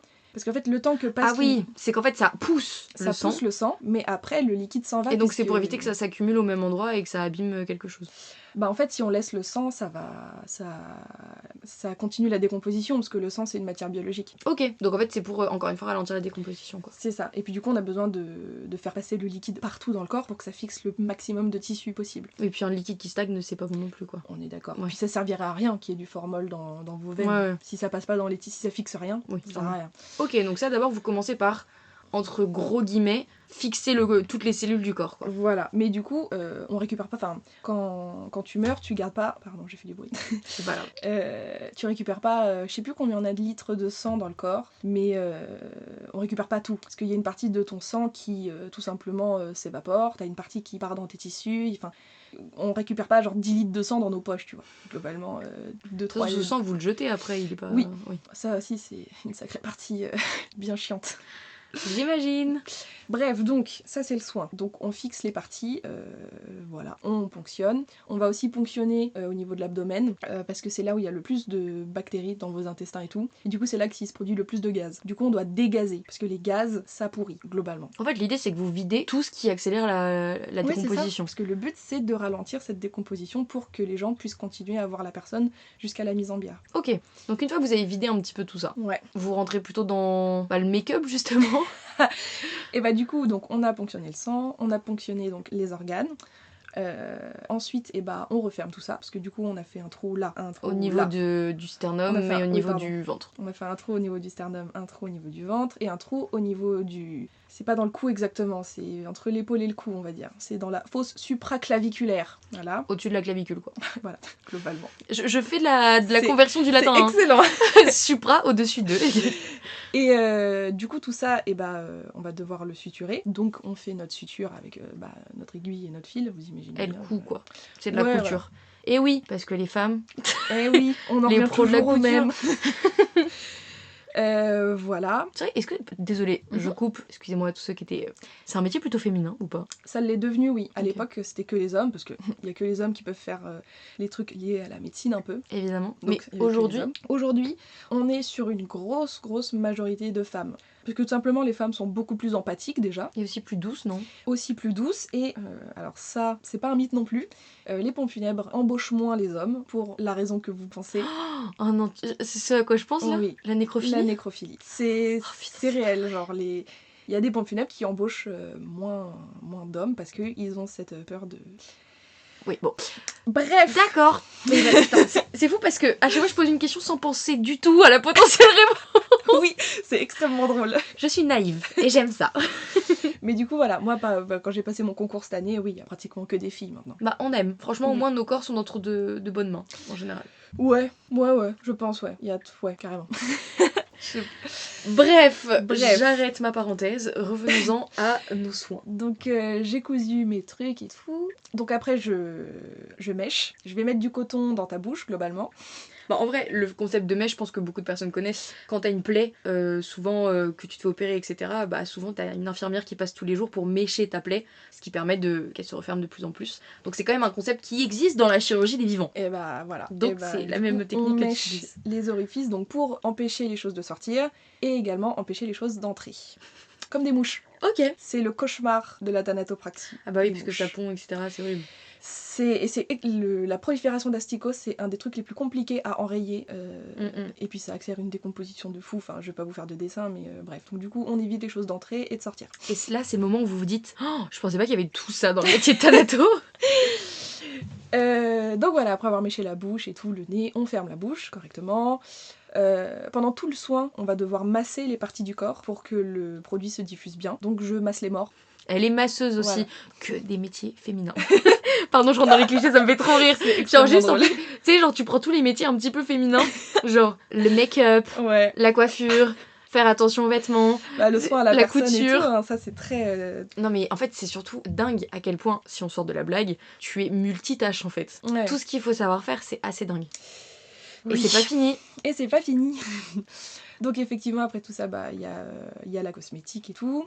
quand t'as des défunts qui ont eu des accidents et tout, il y a tout ce qui est reconstruction faciale, tout ce qui est recousage, il y a même des fois tu peux mettre de la cire et tout pour reformer des parties qui sont plus là. Ah, parce que moi, je vais le raconter comme ça, on rentre pas dans le gore. J'ai peur que tu rentres dans les détails.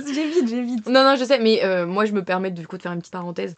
L'une des premières anecdotes que tu m'as racontées, c'était avec un homme qui s'était fait renverser par un train, je crois. Celui qui... Non, je crois que c'était par un train, ce que tu m'avais dit. Ou peut-être que tu l'as pas vu, mais t'avais eu l'anecdote de quelqu'un. Ouais. Mais où tu m'avais expliqué vraiment cette idée de... Bah, en fait, il faut que tu reconstruises le corps et pour vraiment que ce soit visible par quelqu'un, quoi. Parce que sinon, c'est... Enfin, c'est vraiment... Comment expliquer ça? C'est vraiment un travail de... Limite un peu de... Quand tu faisais, tu sais, des statues en argile, c'est un peu la même chose, c'est que tu dois reconstruire le corps. Donc c'est encore une autre facette du métier qui, là, est très, très complexe. Et je pense que tous les thanatos sont pas capables de faire ça. Non, faut être spécialisé en reconstruction faciale. Moi, c'est ce que je voulais faire, de base. C'est ce que je veux faire, sur le principe. Évidemment... Tu vas y arriver. T'as encore 3 essais parce que du coup, je fais encore une parenthèse. Ouais. Le métier de thanato, donc il nécessite un concours. De toute façon, on a fait plusieurs allusions à ça. Et en fait, Lana, elle a déjà passé 2 fois. Donc bon, la première année, c'était un peu je pense un test parce que concrètement, tu savais pas à quoi t'attendre. Oui, globalement, ça c'est sûr. Et là, tu l'as repassé en janvier dernier. Bon, ça l'a pas fait, mais franchement, t'as fait comme une folle. Et moi, je pense que la prochaine fois, ça va le faire. En tout cas, je sais à quoi m'attendre. Encore une fois. C'est ça. Ils ont bien changé les... Oui, parce que sinon, ce serait pas drôle. Ouais. Mais en fait, c'est un examen du coup très théorique où il y a beaucoup de matières différentes de ce que tu m'avais expliqué. Oui. Et en fait, donc d'abord il y a cet examen-là, et si tu fais partie de ceux qui sont retenus à cet examen, ensuite il y a des examens pratiques à réussir à passer. Donc vraiment, d'abord il faut que tu aies les connaissances de base, et ensuite tu vas auprès d'un thanato et tu apprends la thanatopraxie en la pratiquant et non plus qu'à travers la théorie. Voilà. Donc là on parle d'un métier sur lequel Lana est extrêmement renseignée parce que c'est ce qu'elle vise, mais elle ne l'a pas encore, mais on y croit. On y croit, évidemment. Oui, parce que quand je dis je masse les morts, non, je masse pas les morts du coup, puisque je ne l'ai jamais fait, techniquement. Mais de toute façon, du coup, vu que tu as déjà fait un stage avec une thanato... Je l'ai tellement étudié et tellement vu que j'ai l'impression de l'avoir fait, en fait, c'est terrible. bientôt. Donc les cosmétiques... Ah oui, parce qu'on en était à un truc où tu m'as dit de pas être trop gore. Oui, la reconstruction. Donc, reconstruction et tout, mais du coup, la plupart du temps, il n'y a pas besoin de reconstruire, hein. C'est surtout des morts quand même naturelles ou de maladies quand même en général. Donc il y a la cosmétique, il y a le rasage, le coiffage, on manucure aussi les ongles la plupart du temps, voilà. On gratte en dessous, on lave les mains, on doit positionner les mains différemment, par exemple, suivant aussi les religions. Donc il y a plein de trucs qu'on doit savoir, etc. Tu les habilles après ? On les habille, moment extrêmement compliqué parce que du coup, un des phénomènes de la décomposition s'appelle rigor mortis en théa. Bah rigor c'est la rigidité, mortis de la mort. Voilà, donc je vous présente la rigidité... mortuaire. Oui, c'est ça. Je l'appelle rigor mortis, du coup je l'ai pas en... J'adore le fait que tu parles latin, ça me fait tellement rire. Alors que 0 latin dans mon background. Tant mieux, pas très utile. En gros, t'as rigor mortis, livor mortis. Je sais pas ce que ça veut dire. Livor, c'est les lividités. Ah, ok. Et tu deviens très pâle. algor mortis. Je l'ai pas non plus. Algor, c'est température, je crois. Ah oui, tout à fait. Donc, algor mortis, c'est tu perds en température. Donc, tu perds 1 degré par heure après un plateau de 3 heures. Ton corps mort. Ah ouais. Voilà. Après, ça dépend aussi de l'environnement où tu es. Enfin, tu t'homogénéises avec la température ambiante. Et ça dépend aussi de si t'es mort de fièvre, par exemple, ton corps il sera forcément plus chaud, donc tu mettras plus de temps. Ça dépend de comment t'es habillé, ça dépend de la masse graisseuse que t'as. Ok. Ça dépend de beaucoup de facteurs, mais voilà. Donc tu te refroidis, tu deviens plus blanc. Ouais, alors les lividités, c'est en gros ton sang qui, pareil, passe à travers le tuyau en tissu, tes artères, comme le liquide. Et en gros, genre si t'es mort sur le dos, et bah tout ton dos il va être rouge parce que le sang s'accumule. Il va par la gravité aller dans les parties déclives du corps. Wow. Sauf au point d'appui du coup. C'est hyper complexe. En gros, genre tu poses ton bras sur une table et t'imagines bon t'es mort et du coup tout ici, donc toute la paume. Ici ça va être rouge, mais ici vu que ça touche le sol, ça va rester normal. Ok, donc en bref, quand t'es allongé sur le dos, tu vas avoir les parties directes en contact, ce qui reste classique. Qui sont en contact avec le sol, ouais, ça va rester normal. Et tout ce qui est autour de ces parties en contact, elles vont concentrer le sang. Ouais. Ok, donc là, ce que me montrait Lana, c'était la paume. C'est si ta paume est en contact, donc la partie qui touche le sol va rester classique, et tout ce qui entoure cette partie donc centrale de la paume, elle va changer de couleur. C'est ça, parce que du coup le sang passe à travers les capillaires sanguins, comme j'ai expliqué avec le produit, et du coup ça va colorer les téguments, les tissus, et du coup ça reste mobile pendant environ 30 heures. Et donc si tu bouges pas le cadavre avant 30 heures, ça se fixe indéfiniment. Ok. Voilà. Mais du coup, c'est quelque chose qu'on peut... mais ça sert beaucoup pour savoir si, par exemple, un corps a été déplacé. Tu vois, Ah, c'est pas aussi... mal Parce ça. que du coup, je fais de la médecine légale aussi, on en parlera peut-être un peu plus tard, mais... Du coup, bon, ça c'est livor mortis. Et du coup, rigor mortis, c'est que ton corps devient tout rigide. Et donc, ah mais c'est vrai, donc il y a un côté un petit peu poupée de cire. Ah oui. Au Et bout donc- de 4 heures environ. Ah Tu waouh. Donc commences c'est comme quand t'habilles un mannequin dans un magasin. Et bah en fait non, puisque du coup je dois rompre la rigidité avant de pouvoir habiller la personne. Mais comment tu fais ça? Euh... Il y a un liquide qui permet de faire ça? non du tout, je dois faire les mouvements en fait. Donc, Ok. je prends les bras, les jambes et je fais faire des mouvements musculaires pour... Elle devient kiné. Mais voilà, Les gars, elle devient kiné. Et donc, Elle m'a vraiment fait le move que mon kiné me faisait quand je me suis déboîté l'épaule, d'accord? Et bah, c'est Même. exactement ça, parce que je dois refaire travailler tous les muscles et les articulations Ah pour que la personne redevienne fluide. Donc ça, c'est rompre la rigidité. Parce que la rigidité... Ah oui, donc faut avoir des muscles en plus pour réussir à mais faire ça. mais- Parce que quand t'as un gros bonhomme d'1m80 à 100 kilos, Oui. toi t'es quand même grande et tout, mais comparé à un mec comme ça... Donc, je dois faire ça avant de l'habiller. Et donc après, t'habilles la personne et tu pries pour que ce soit un habit pas trop compliqué. Parce Donc, que du coup, les habits sont choisis par la famille du défunt en les général. amis, voilà. Donc la plupart du temps, tu tombes sur des costumes, des jolies robes et tout. Mais tu peux tomber aussi sur... des... T'as eu des expériences drôles? Alors, moi non, mais ma prof de Thanato m'en a parlé. Son top 1 de la pire tenue qu'elle a eu à mettre, c'est une combinaison de plongée. Ça devait être horrible. Elle a dit que c'était, mais ça lui a pris genre 1 heure et quelques. C'était mais horrible. Parce qu'en plus, t'es très humide quand t'es mort. Genre, Bah ouais.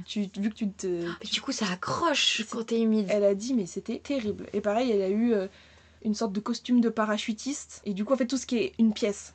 C'est con, je voulais être mise dans un pyjama une pièce, tu sais, en mode de petit poussin, licorne. Et bah, tu vas faire chier le Je Thanato. rigole. C'est une blague. Et aussi, il y a beaucoup de femmes qui se font enterrer avec leur robe de mariée. Mais des fois, elles font plus vraiment la taille qu'elles faisaient quand elles en avaient 25. Et donc, des fois, elle m'a raconté que des fois, ils devaient en fait, couper dans le dos la robe. Oui, comme ça Et fait donc, l'illusion devant. Sur le devant, ça fonctionne, mais sur le derrière, c'est tout Ouais. coupé. Enfin bref. Donc styliste au passage. Donc styliste au passage, et puis voilà, après, voilà. Tu fais les mains, tu fais les cheveux, tu finis les dernières petites finitions, tu regardes si ça suinte pas, voilà. Et puis, t'envoies ça au frigo. Et elle devient cuisinière. Exactement. Ton papa serait fier de toi. Oui, clairement. Ok, donc là ça vous donne une idée assez large, je trouve, de tout ce que fait un Thanato. J'ai essayé d'être complète, mais évidemment. Ouais. Après, il y a plein de détails qu'elle vous donne pas parce qu'ils sont pas nécessaires, je pense, pour ceux qui n'ont Je pas ne envie de pense savoir. pas. Mais n'hésitez pas à vous renseigner parce que, moi, du coup, j'ai le droit à pas mal d'anecdotes en plus, mais trop gore pour vos petites oreilles. Mais c'est vraiment un métier fascinant, je trouve, et vraiment trop méconnu. Ça, c'est sûr. Et je voulais dire un truc hyper intéressant, j'ai grave oublié. Qu'est-ce que je voulais dire Parce que là, du coup, tu nous as décrit un petit peu le côté très pratique. Mais je savais pas si tu voulais rentrer un petit peu dans les détails de ce que t'aimes ou de la formation en elle-même. Enfin, je sais pas, tu vois, parce qu'il y a plein d'autres aspects dont on n'a pas du tout parlé. Bah, c'est vrai que la toute première question que je me suis posée quand j'ai commencé à m'intéresser à ça, c'était quand même est-ce que j'allais être capable de voir un cadavre? Parce que c'est pas donné à tout le monde. Ah bah clairement. Ah mais en vrai, raconte ton anecdote du premier cadavre que t'as vu. Ouais, pourquoi pas? C'était une sacrée expérience en plus, j'ai eu de la chance. Je m'en souviens plus, je Tu t'en crois. souviens plus, tu vas t'en souvenir quand je vais raconter. Donc du coup, avant d'entrer dans la formation, ils te disent on veut bien vous inscrire, mais d'abord, faut que vous alliez voir un Thanato en action, parce que si vous n'êtes pas capable de voir un cadavre, on peut pas vous faire une formation. Attends, mais tous ceux qui font la formation On ont fait vu d'abord, au moins un cadavre. oui. Attends, mais parce que moi, vous êtes beaucoup en général à passer le concours. On est 580 environ. Enfin, cette année, on était 580, l'année dernière, on était plus de 600, donc... Et il y a à peu près combien de Thanatos en France, tu sais, ou pas du tout? Pas du tout. Mais du coup, il y en a 70 qui passent chaque année. Enfin, avant, c'était 60. Donc sur à peu près 600, on va dire. Ouais. T'as dit combien? 70 qui passent. 70 qui passent. Mais après, tout cela ne réussissent pas forcément la formation pratique. Donc c'est 70 pour la formation théorique. Voilà. Et après, un nombre indéterminé Un pour nombre la indéterminé. formation. En général, tu l'as réussi, mais après, il y en a aussi qui abandonnent. Il y en a Ouais. qui sont très forts en théorie, mais pas forts en pratique, par exemple. Il y en a peut-être qui ont déjà vu un cadavre, mais qui l'ont jamais touché, et qui du coup se rendent compte qu'ils en sont pas capables. Par exemple. Donc, Ton premier, avant d'entrer dans la formation, ils te disent, voilà, va voir un cadavre et tout. Donc, je contacte les pompes funèbres qui se sont occupés de mes grands-parents. top, le bouche à oreille, c'est super. Ma mère les contacte et tout, parce qu'elle a eu un bon contact avec le mec. Et il dit, ouais, pas de soucis, je vous donne le contact de notre thanatopractrice. Du coup, c'est sûrement la thanatopractrice qui a embaumé mes grands-parents, avec qui j'ai fait mon tout premier stage. Putain, c'est dingue, j'avais pas retenu ça. Et, Ouais, c'est beau, je trouve, comme symbolique. Ouais, en vrai, ouais.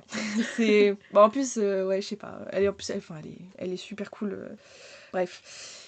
Donc je la contacte et tout, je lui explique ma situation, elle dit ok, pas de souci. Et donc je me retrouve à Nanterre, au funérarium de Nanterre, pour voir mon premier soin de conservation.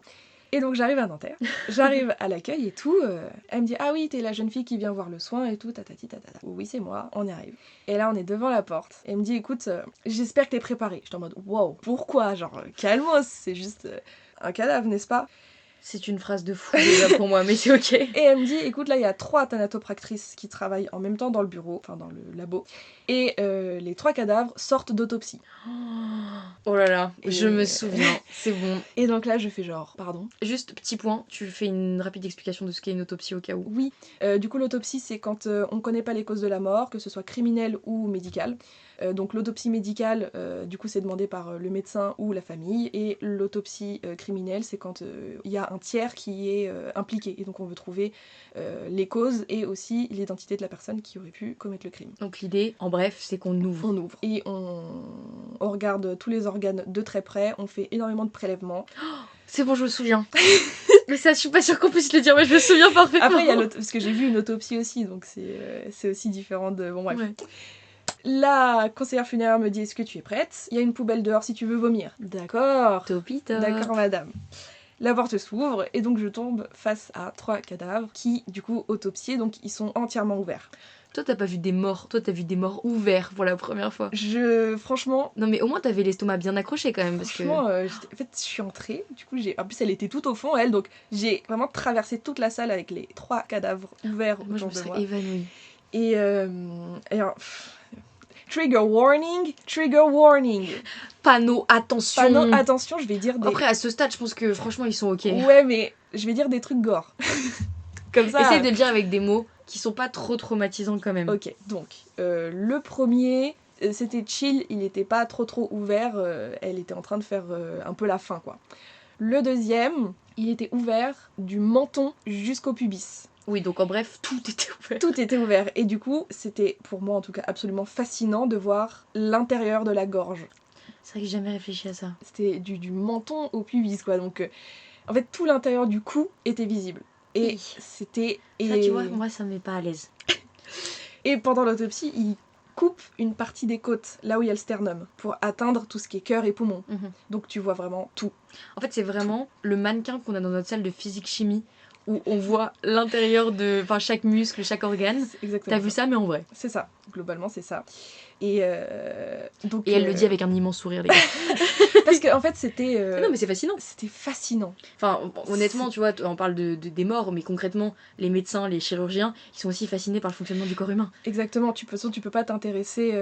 Enfin oui. Et puis heureusement qu'on s'intéresse à ça, parce que sinon on saurait pas comment est-ce qu'on Sinon, fonctionne, on pourrait pas serait se soigner. Clairement dans la merde. Donc merci à vous. Mais ouais, en fait, du coup, c'était la première fois que je voyais vraiment l'intérieur d'un corps humain, et du coup, j'étais en mode waouh. En fait, les personnes qui étaient posées là, je les ai absolument pas vues comme des corps humains. Je les ai vues comme des mannequins, comme t'as dit, en fait. Sur le coup, j'étais en mode... on dirait vraiment des mannequins de cinéma, tu vois. Donc ça veut dire qu'ils sont plutôt réalistes à l'écran. Oui, ça c'est vrai. Je l'ai toujours dit, par contre. Pour le coup, tout ce qui est mannequins morts au cinéma, ou comment les gens jouent les morts, c'est très... Ouais, j'avais vraiment l'impression que c'était des mannequins, quoi. Okay. Et je suis arrivée au 3e cadavre, du coup là où il y avait la thanato qui m'attendait. Et par contre là, lui, comment dire ça? C'est ça qui m'avait marqué. Trigger warning, trigger warning. Il avait, en gros, pendant l'autopsie, pour ouvrir le crâne, on fait une suture derrière qui passe de l'oreille gauche à l'oreille droite. Mais du coup derrière, ok? Et la peau de son crâne, trigger warning vraiment, était... remonté, et genre la peau de derrière de son crâne du coup était genre comme un bonnet sur ses yeux, sur son... Donc oui, il était décaloté de la tête. Parce que du coup, pendant une autopsie, on enlève le cerveau, on prend des prélèvements, et en fait le cerveau, on le remet pas dans la boîte crânienne, on le remet genre dans le ventre, enfin on le remet là où il y a tous les... Parce qu'en fait on mélange les organes un peu de ce que tu m'avais dit. C'est ça. En fait, l'autopsie, c'est... T'as pas le time. Ouais, en fait vu que t'enlèves tout, tu prends des prélèvements, en fait tu prends tout, tu pèses tout, tu prends un prélèvement et tu remets. En fait tu remets tout dans une grande bassine, et à la fin tu remets la bassine dans le corps. Et le cerveau fait partie des organes. Et du coup en tant que thanatopracteur, tu dois nettoyer et désinfecter l'intérieur du crâne. Ok. Et mettre... Mais ça, c'est très rare, encore une fois. Et mettre du sopalin à l'intérieur. Et après, tu remets la calotte du crâne et tu recouds. Et ça, je m'y attendais pas. En fait, là, tu nous décris un cas qui est extrêmement spécifique et très rare. C'est rare que dans les autopsies, on ouvre le... Enfin, c'est rare. Bah déjà, c'est rare que tu te fasses face à une autopsie, non? Il y en a plus que ce qu'on croit. Ok. Mais... Non, parce que moi, je pense... Enfin, j'avais un peu cette image de... Les trois quarts des morts, c'est des petits papis-mamies, non? Oui, en vrai, c'est pas tout le temps que tu tombes sur effectivement un cadavre autopsié, mais franchement, ça arrive plus que ce qu'on croit, je pense. Enfin, là, je suis vraiment tombée sur un bon moment, quoi. C'est ça, c'est qu'en tout cas, c'était une première façon de vivre la thanatopraxie, pas anodine du tout. Du tout. Parce en fait, que là, on vous parle quand même d'un Ouais. cas qui n'est pas majoritaire, en tout cas. j'ai pas vu un soin classique, quoi. Mais tu n'as pas été traumatisée, tu ne t'es non. pas servi de la poubelle. Du tout, je n'ai pas vomi, j'étais vraiment fascinée, en fait. C'était vraiment... Enfin bref, mais du coup on connaît pas les causes de la mort, mais il y en avait un, tu le voyais, il avait quand même des traces autour du cou, Ouais. donc à mon avis lui, Il n'y avait pas trop de doute. il y avait pas trop de doute. Il y en a un, à mon avis, il avait un truc au cœur parce qu'il avait une espèce de grosse piqûre au milieu du torse et tout. Enfin, en fait, Ah ouais, ça se trouve, t'as fait face à des gens qui ont été tués ou... peut-être, ça on sait pas. Ça se trouve, c'était genre les victimes d'un tueur en série. Oh my god. Et en fait, t'as été en contact direct Oh. avec un fake faire de trucs. Parce que j'adore le true crime, j'avoue. Donc, et toi J'adore aussi. le true crime aussi. Donc, bon. D'où le fait qu'on soit pas non plus très mal à l'aise avec le gore. Oui, Parce oui, que je suis mal à l'aise avec la mort, le concept. Mais- Mais le gore me met pas mal à l'aise du tout. Bah écoute, franchement, tant mieux, hein, parce que... Mais vous je peux raconte pas le toujours voir. des Hein. anecdotes, Ouais, mais en fait, c'est ça, c'est que je sais pas trop. Genre, quand tu m'en parles, il y a un espèce de truc où pour moi, c'est une histoire. Mais tu penses que tu peux pas le voir, mais en fait, on a tellement... Non, mais dans les films, j'ai du mal à le voir, moi. Ah ouais, déjà? Oui. Ah, oui. Ah non, mais j'ai une hypersensibilité en lien avec la mort qui est quand même... En fait, j'ai une empathie assez dingue. Mm. Et quand je vois quelqu'un mourir, je pleure. Et j'imagine directement des gens que j'aime mourir. Enfin bref, j'ai une grande imagination, Ok. comme voilà. Et du coup, je pense que voir un mort pour de vrai, ça créerait beaucoup de traumatisme. Ou genre, si je perds ma grand-mère, par exemple, j'aurais une image de ma grand-mère dans le même état que, tu vois. Enfin, genre... Ouais, je comprends. Et je sais pas, je pense qu'il vaut mieux qu'on laisse place à l'imagination parce que du coup, il y a les descriptions, tu sais, dans les podcasts de Max Keyes. Je pense que, bon, bref, les HVF, quand il y a la description de personnes qui sont tuées, qui sont Ouais, en mode éviscérées, vraiment, etc., bah, t'as un peu de mal à... je visualise, beaucoup, ouais. mais du coup, vu que je l'ai pas vu pour de vrai, c'est quand même une visualisation, je pense, qui est un peu... vous voyez les films pour adultes quand il y a des trucs un peu floutés pour les enfants. Choupette. C'est un peu pareil, je pense. Donc c'est pour ça que, non, enfin pour moi, c'est pas du tout anodin ce que tu décris. Je pense que quasiment personne en écoutant ce podcast se dira « Moi aussi, je pense. Je vois un mec, on lui a retiré la peau du crâne, on lui a ouvert les entrailles et tout est mélangé, c'est ok. » Non, je Non, pense pas que c'est tout le monde pas soit anodin. capable. Non. Mais après, c'est quand même... Hyper impressionnant, ouais. En fait, je pense qu'il y a beaucoup plus de personnes qui seraient capables de voir ce genre de choses, mais c'est juste que dans la société dans laquelle on vit, on nous a dit... c'est horrible, en fait on associe beaucoup trop le corps aux gens, ce qui est logique, tu vois, mais Bah ouais. ces personnes-là, je les connaissais pas. En fait, il y a un peu une dissociation entre l'enveloppe corporelle et l'humain qu'ils étaient mais que tu n'as pas connu. C'est ça, mais on met une sorte de tabou sur ce côté gore, alors qu'en fait c'est juste de la science, entre guillemets. Après, déjà, de base, quand moi, tu vois, je m'étais ouvert le crâne quand j'étais petite, je sais que c'était assez violent pour mes parents qui ont vu quand même du sang sortir du crâne de leur fille, tu vois. Enfin, juste le fait de voir un corps ouvert, de façon générale, c'est hyper dur pour un être humain, tu vois ce que je veux dire. Du coup, voir un corps mort ouvert, c'est d'autant plus difficile, tu vois ou pas? Ouais, Je sais que pour toi, ça te dérange pas de voir quelque chose d'ouvert, mais justement, c'est... Non mais, tu vois, un chirurgien, ça lui pose aucun souci, parce que justement, il est en mode, ce n'est pas un corps humain, Oui. c'est une machine à réparer d'une certaine manière. Exactement. Alors que moi, je m'ouvre le genou, je suis en mode il y a du sang partout, c'est trop triste. Après, il y a aussi différence entre une personne ouverte à cause d'une autopsie et une personne qui s'est pris un camion. Tu vois, c'est pas Ouais, alors oui, ça c'est sûr. Parce qu'une personne qui a une grosse blessure et qui est morte de cette blessure, c'est quand même beaucoup plus impactant qu'une personne qui s'est fait ouvrir pour voir de quoi elle était morte. Je pense que j'aurais... Enfin, des photos que j'ai vues, en tout cas... ça c'est plus violent et c'est ça une personne par exemple je sais pas qui est tombée de très haut ou qui est tombée qui s'est fait des grosses blessures, c'est beaucoup plus impactant visuellement que de voir quelqu'un ouvert. Ok. Ouais. Parce que finalement tout ce qui est organes et tout, oui tu le vois dans les manuels d'SVT et tout, tu vois les organes etc, c'est quand même différent. Ok. T'as ouais, quand même le principe scientifique qui ressort, je pense. Alors qu'une personne qui a une blessure et tout... Mais il y a de l'empathie, évidemment, qui ressort. Il y a ressort. quand même de l'empathie qui ressort. Pas tant que ça, mais... Est-ce qu'en vrai, t'as une anecdote de la thanato que t'as rencontrée qui t'a un peu marqué? Est-ce que t'as raconté quelque chose qui pourrait être intéressant à transmettre? Alors, j'ai pas de la Thanato que j'ai rencontrée, mais du coup de ma professeure de Thanatopraxie. En fait, j'en ai 2, mais il y en a une, c'est peut-être un peu too much. Je réfléchis. Au pire, tu l'as fait et je la couperai. Si tu veux, hein. Bon, en gros, je vais en raconter 2. Mon prof de funéraire, c'était mon prof de législation funéraire. Il y a tellement de matière, c'est dingue. Ouais. Un jour, c'est très court, hein. Genre juste un jour on l'a appelé pour un soin. On lui a juste dit bah gros viens, enfin non on lui a pas dit gros. Ouais, gros, viens soigner.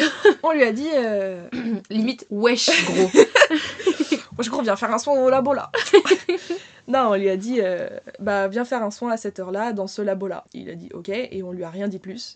Et il est entré dans le labo et en fait il y avait genre le trigger warning.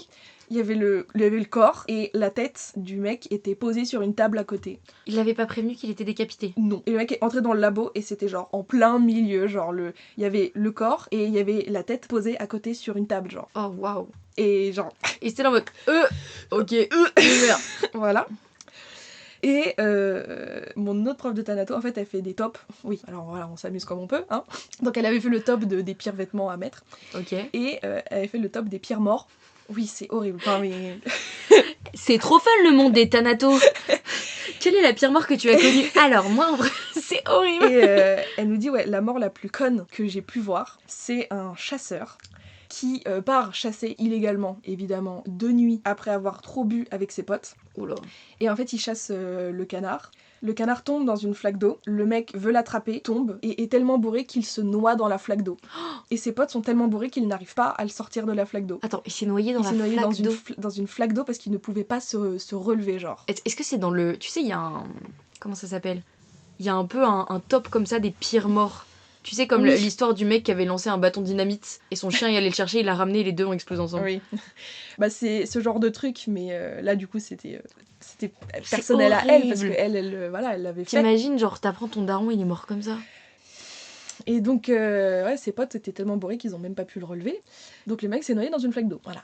Wow. Et deuxième anecdote des pires morts, morts les plus connes. Alors horrible, je pense que c'est une des pires morts en termes de souffrance. Donc si vous êtes pas trop à l'aise avec la souffrance et l'étouffement, évitez d'écouter.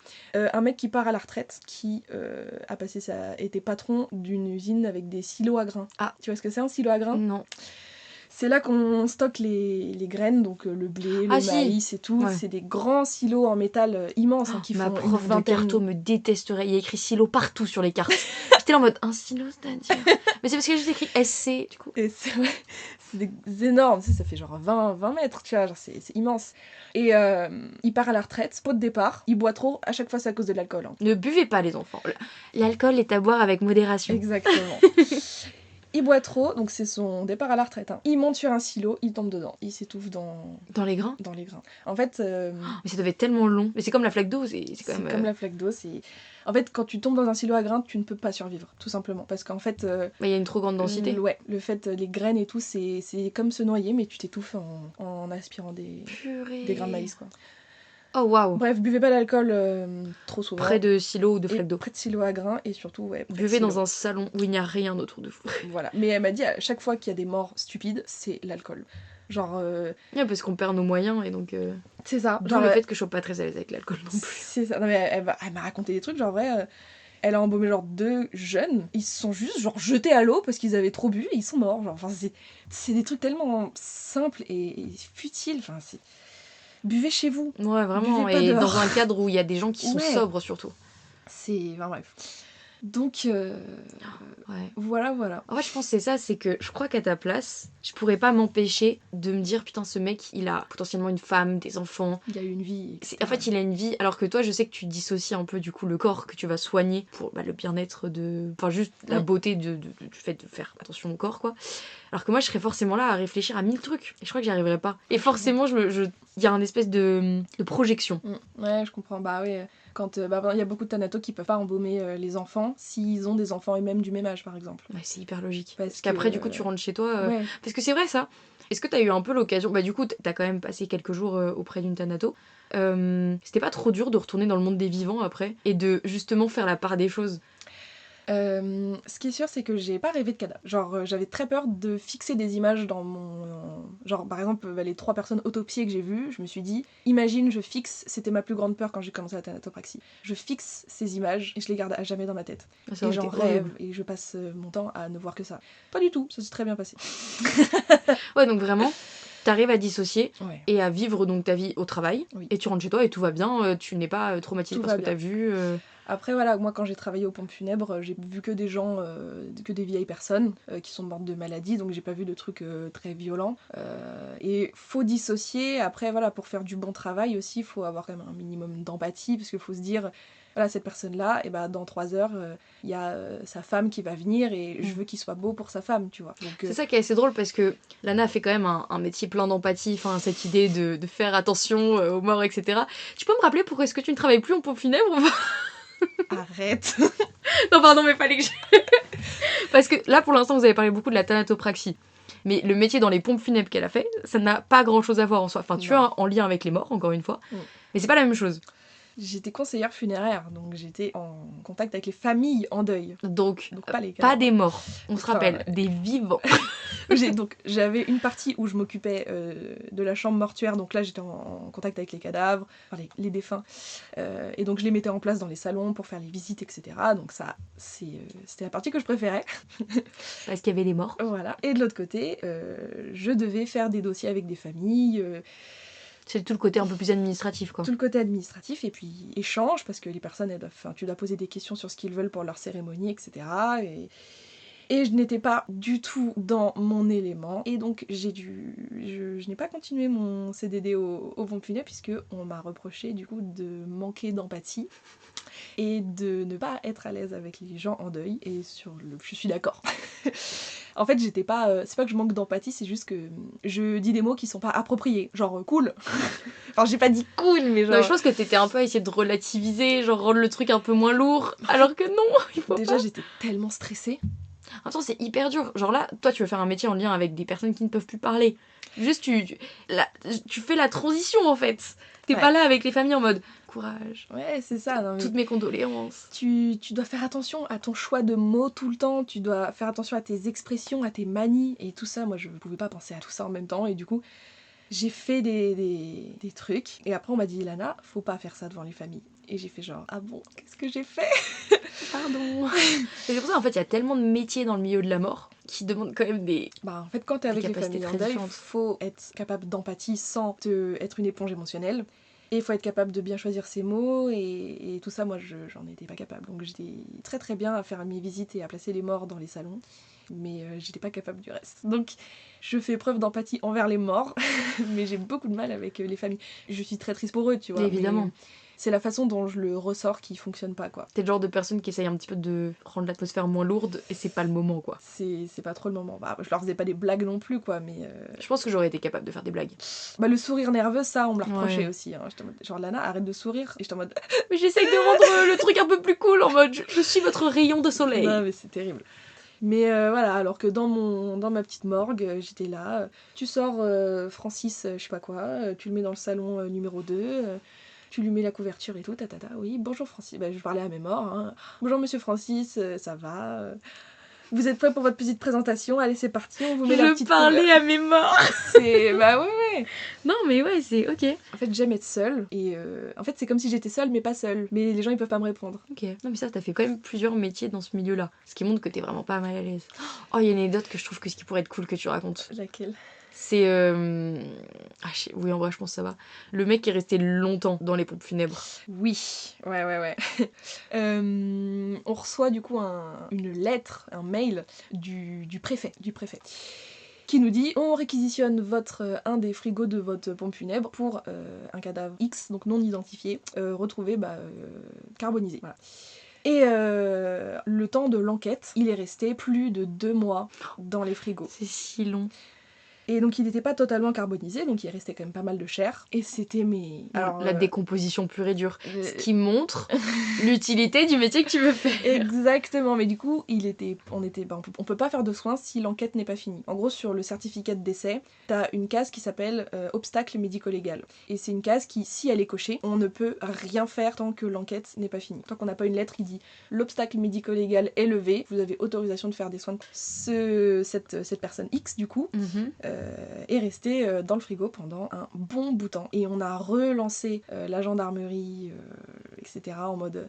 Est-ce que l'enquête avance en fait? Parce que nous, ça nous prend... En fait, il y avait 2 frigos avec 5 compartiments par frigo. Et lui, il prenait du coup un compartiment du frigo numéro 2. Sauf qu'en fait, plus t'ouvres la porte, plus l'oxygène rentre, et l'oxygène, ça décompose énormément. Du coup, on essayait de l'ouvrir le moins possible. Et puis quand tu ouvres, l'odeur nauséabonde, évidemment, sort. Donc en fait, c'était le frigo est pas suffisant. On ne voulait pas l'ouvrir, tu vois. Ouais. Et du coup, nous, on recevait de plus en plus de corps, et on était en mode... On veut pas ouvrir ce frigo, s'il vous plaît, dites-nous que l'enquête avance, quoi. Bref. Et finalement, l'enquête a abouti, je crois. L'enquête a abouti, évidemment, je suis pas trop autorisée à en dire plus. Non, évidemment. Juste, voilà, il a fini par partir. Mais c'était... Alors moi, je l'ai pas vu, du coup, parce qu'on m'a dit de pas ouvrir le frigo, alors que je voulais absolument. J'ai hésité à le faire à un moment, mais je me suis dit que j'allais peut-être regretter. Donc on m'a dit ouvre pas le frigo pour question de... En fait l'oxygène c'est la chose qui te décompose le plus. Donc littéralement l'air du coup. Bah ouais clairement. Un cadavre à l'air libre ça se décompose extrêmement vite. Donc en fait quand on enferme nos cadavres dans une boîte et qu'on met sous terre, ça ralentit la décomposition. Et bah ouais. C'est hyper paradoxal. C'est très paradoxal mais... Le principe de mettre dans des boîtes et tout, ça c'est arrivé avec tout ce qui est dignité aux morts, etc. Alors que, on pourrait être enterré dans la terre, que ce serait très bien, on serait décomposé en l'espace de 6 mois, 1 an, alors que là on met plus de 5 ans à se décomposer, et encore, ça dépend de quel cimetière tu trouves, c'est une histoire, mais... Mais c'est vrai qu'en fait, je viens de réfléchir à un truc, mais parfois tu vas soigner des morts qui juste après vont être incinérés. Oui. C'est juste pour le moment de dire au revoir et après... Ouais. Bah en fait c'est entre... Les personnes, elles peuvent le visiter jusqu'à la mise en bière. Tu peux le visiter autant que tu veux. Ok. C'est-à-dire que... Ah, il y a des gens qui viennent plusieurs fois pour Bien voir... sûr. Et la dernière fois, la famille, elle venait tous les jours à la même heure pour Au pompe funèbre. Au pompe funèbre, du coup à la morgue. Et du coup, j'ai préparé le corps tous les jours pendant genre 1 semaine. Et puis après, il y a eu la mise en bière. Et voilà, il y a des gens qui visitent. La mise en bière, c'est quand tu mets dans le cimetière. Dans le cercueil. J'ai pas ouais. le bon mot. Ok. J'avoue, c'est un cadre qui me met encore une fois très mal à l'aise. Ouais, je comprends. Mais c'est drôle parce que en fait je crois que quand tu me le racontes comme ça me passe au-dessus de la jambe. Mais quand justement on m'en a parlé vis-à-vis de proches à moi, la question s'est pas posée, je voulais pas en savoir plus. Bah toujours quand ça touche le personnel, c'est... Et puis j'ai connu... Ouais, la plupart des gens autour de moi se font incinérer. Donc en fait, il y avait pas aussi tout ce cérémonial autour du cercueil. J'ai vécu une cérémonie d'enterrement avec un cercueil. Et c'est parce que c'était une arrière-grand-mère. Et il y a un côté... En fait, je trouve ça un peu glauque. Parce que tu sais, t'es dans un cimetière très sombre. En plus, moi, il pleuvait, je crois, ce jour-là. Toujours. Tu jettes les fleurs sur la tombe. Ouais, c'est très... et tu vois le trou qui est pas rebouché, en fait. Moi, je pensais, tu sais, dans les films, ils rebouchent sur le moment. Et en fait, non, cercueil. Et puis tu mets un peu de terre et c'est fini. C'est de la terre symbolique. Mais c'est ça. C'est qu'en fait, je pensais vraiment que c'était comme dans les films. Et je l'ai vécu une fois, j'étais en mode, le trou, Déjà, il était hyper profond, hyper grand. Et en fait, il reste ouvert. Ouais, en fait, ça va dépendre de si t'es enterré en pleine terre ou si t'es enterré en caveau. Et c'était pleine terre, je crois. Pleine terre, non, tu rebouches pas entièrement parce qu'en fait, c'est les fossoyeurs après qui s'en occupent. Mais du coup, justement, je trouve ça tellement drôle. La différence entre les films qui rendent ça vraiment très dramatique et les gens restent jusqu'à ce que vraiment le cercueil ait disparu sous terre. Ça n'existe plus. Et en fait, non. Et je trouve ça plus beau, en fait, les cérémonies, après c'est très personnel, mais justement avec les cendres des personnes. Parce que moi, tu vois, quand j'en ai vécu, on allait dans les lieux préférés de ces individus et on mettait les cendres à ce lieu-là. En fait, je trouve ça plus beau et plus représentatif de la personne que seulement se mettre dans un cimetière et juste voir le cercueil partir et faire... Voilà. Je sais pas. Je suis plus... je préfère aussi plus tout ce qui est crémation, etc. Parce que... Après, je sais que c'est très lié aux croyances, etc. Donc il n'y a pas du tout de remise en question. Aussi, c'est vrai. La crémation prend un essor de fou furieux, là, en ce moment. Oui. Parce qu'il y a de moins en moins de religieux. Et puis... T'as suivi ou pas ça? Il y a des gens qui sont enterrés dans des cercueils qui permettent de faire pousser un arbre. C'est pas légal en France. Pourquoi? Parce que c'est pas encore dans la loi. Ah, c'est trop dommage. Tout ce qui est... alors, du coup, crémation, le feu. Inhumation dans la terre. Aquamation dans l'eau. C'est légal en France? Oui. Tout ce qui est hors inhumation ou crémation, ça n'existe pas en France. Aquamation. Le corps ou dans un cercueil? C'est en fait un cercueil qui se désagrège dans l'eau. Ça existe? Bah pas en France. Je sais pas si... En fait, c'est des concepts qui ont été inventés, mais qui... Je sais pas s'ils sont brevetés et légaux dans certains pays. Parce qu'en vrai, moi, être, comment on peut dire ça, aquamaté, Ouais, je sais pas. je trouve ça génial, parce que moi j'adore l'eau. Du coup, tu sais, l'idée de finir ta vie dans l'eau, c'est Ouais. beau. Même, ouais, te faire enterrer et que ça fasse pousser un arbre, c'est super, mais... Parce que tu permets la vie, en fait. Ouais, mais sauf que c'est totalement illégal pour des raisons... Enfin, c'est la salubrité publique, etc. En fait, le funéraire, il est extrêmement encadré dans la loi. Vraiment, pour avoir lu tout le code des collectivités territoriales sur le funéraire, c'est monstrueux, mais parce qu'en fait... c'est tellement en rapport avec l'hygiène et la salubrité publique que c'est des choses où ils Et prennent pourquoi aucun ce risque. serait pas salubre de... Là, je vais pas pouvoir te... Je sais pas. Non, mais en vrai, t'éclairer. je me renseignerai. Du coup, je ne savais pas du tout que c'était illégal en France. Parce que j'avais vu un peu. Bon, c'est TikTok, hein, bref. Mais cette idée de créer des cercueils qui permettent justement que le corps ait une seconde utilité et donc permettent une nouvelle vie, donc celle d'un arbre. Et je sais pas, je trouvais ça une excellente idée plutôt que juste utiliser une parcelle de terre pour mettre notre corps. Pas que le corps serve à quelque chose encore une fois, quoi. Ouais. Ok, et Bah après... si des... Franchement, mettez-le dans la loi s'il vous plaît, parce que c'est trop cool. Après, déjà, voilà, tu peux pas être enterré autre part que dans un cimetière. Ouais. Tous les cercueils, ils sont basés sur des cotes et des matériaux qui sont accordés par la loi. En fait, tout est encadré Bah, c'est comme, de A à Z. C'est comme l'euthanasie, en France c'est giga tabou. Enfin... Oui. En fait, en France, la mort est un tabou extrêmement encadré. La mort est un tabou de fou. Alors qu'il y a des pays beaucoup plus ouverts d'esprit, justement. Oui, mais en fait, c'est parce qu'on est un pays chrétien. Ouais, c'est vrai. Et voilà, il y a des pays, bah c'est surtout... Après, je suis pas sûre que ça joue tant que ça, parce que tu vois, la Belgique, c'est quand même un pays qui a une culture assez commune à la nôtre. On a un passé très très lié. Oui. Et pourtant, l'euthanasie est légale. C'est vrai. Bah après, ouais, c'est à voir comment évolue... Je suis pas sûre que ce soit lié à la religion, je pense que c'est aussi... Je sais pas, enfin j'ai pas toutes les clés en main, mais je me souviens d'un débat en philosophie en terminale. Camille était là, une amie en commun. Et en fait, on avait dû débattre sur pour ou contre l'euthanasie. Putain. Et juste, du coup, j'étais là en mode, bah c'est super l'euthanasie en vrai. Enfin non, mais si c'est bien... super. Mais non, mais si c'est bien encadré, moi je sais qu'il y a des gens, tu vois, qui ont des maladies dégénératives, évidemment, qui préfèrent mourir avant que ça dégénère totalement. Et je sais pas, enfin bref, c'est pas un débat dans lequel je vais me lancer, mais... C'est aussi une question qui montre bien, comme les cercueils dont on parle là, que c'est... Ouais. C'est compliqué comme question. C'est plutôt compliqué, ouais. En fait, c'est tabou parce que ça nous touche, alors que pourtant, tu regardes... En fait, c'était le paradoxe que j'ai étudié. C'était que du coup, c'est très tabou dans les discussions et dans la sphère publique. Alors que dans toutes les œuvres, que ce soit des livres, des séries, des émissions, des films, tu vois la mort partout, même quand ça en parle pas. C'est vrai. La mort est partout. Même dans une série qui parle absolument pas de ça, t'auras forcément quelqu'un qui meurt à un moment pour une raison ou une autre. En fait, j'ai l'impression que tout ce qu'on comprend pas à 100%, c'est propice à l'art, de façon générale. C'est pas faux. Tu vois, l'amour, c'est quand même quelque chose qu'on comprend parce qu'on le ressent, mais en fait, on le comprend pas tant que ça. Pourquoi est-ce que je tombe amoureuse de cette personne plutôt qu'une autre ? On n'en a pas vraiment une grande idée. Non. Et c'est pareil, tu vois, tout ce qui est question sur pourquoi est-ce que je tombe amoureuse d'une fille plutôt qu'un garçon. Bref, on n'en sait rien. Et c'est quand même au cœur de plein d'œuvres parce qu'on comprend pas du tout. Ouais. Et je pense que c'est un peu pareil que la mort. C'est ce qu'on comprend pas, on essaye de mettre des mots dessus. Et justement, c'est beau. Ou des images. Ou des images, ou des récits. Et des... Non, mais c'est vrai ce que tu dis. Ouais, mais du coup, ouais, en fait, on voit la mort partout. Et alors, la psy qu'on a eue, elle a fait un rapprochement, elle a dit...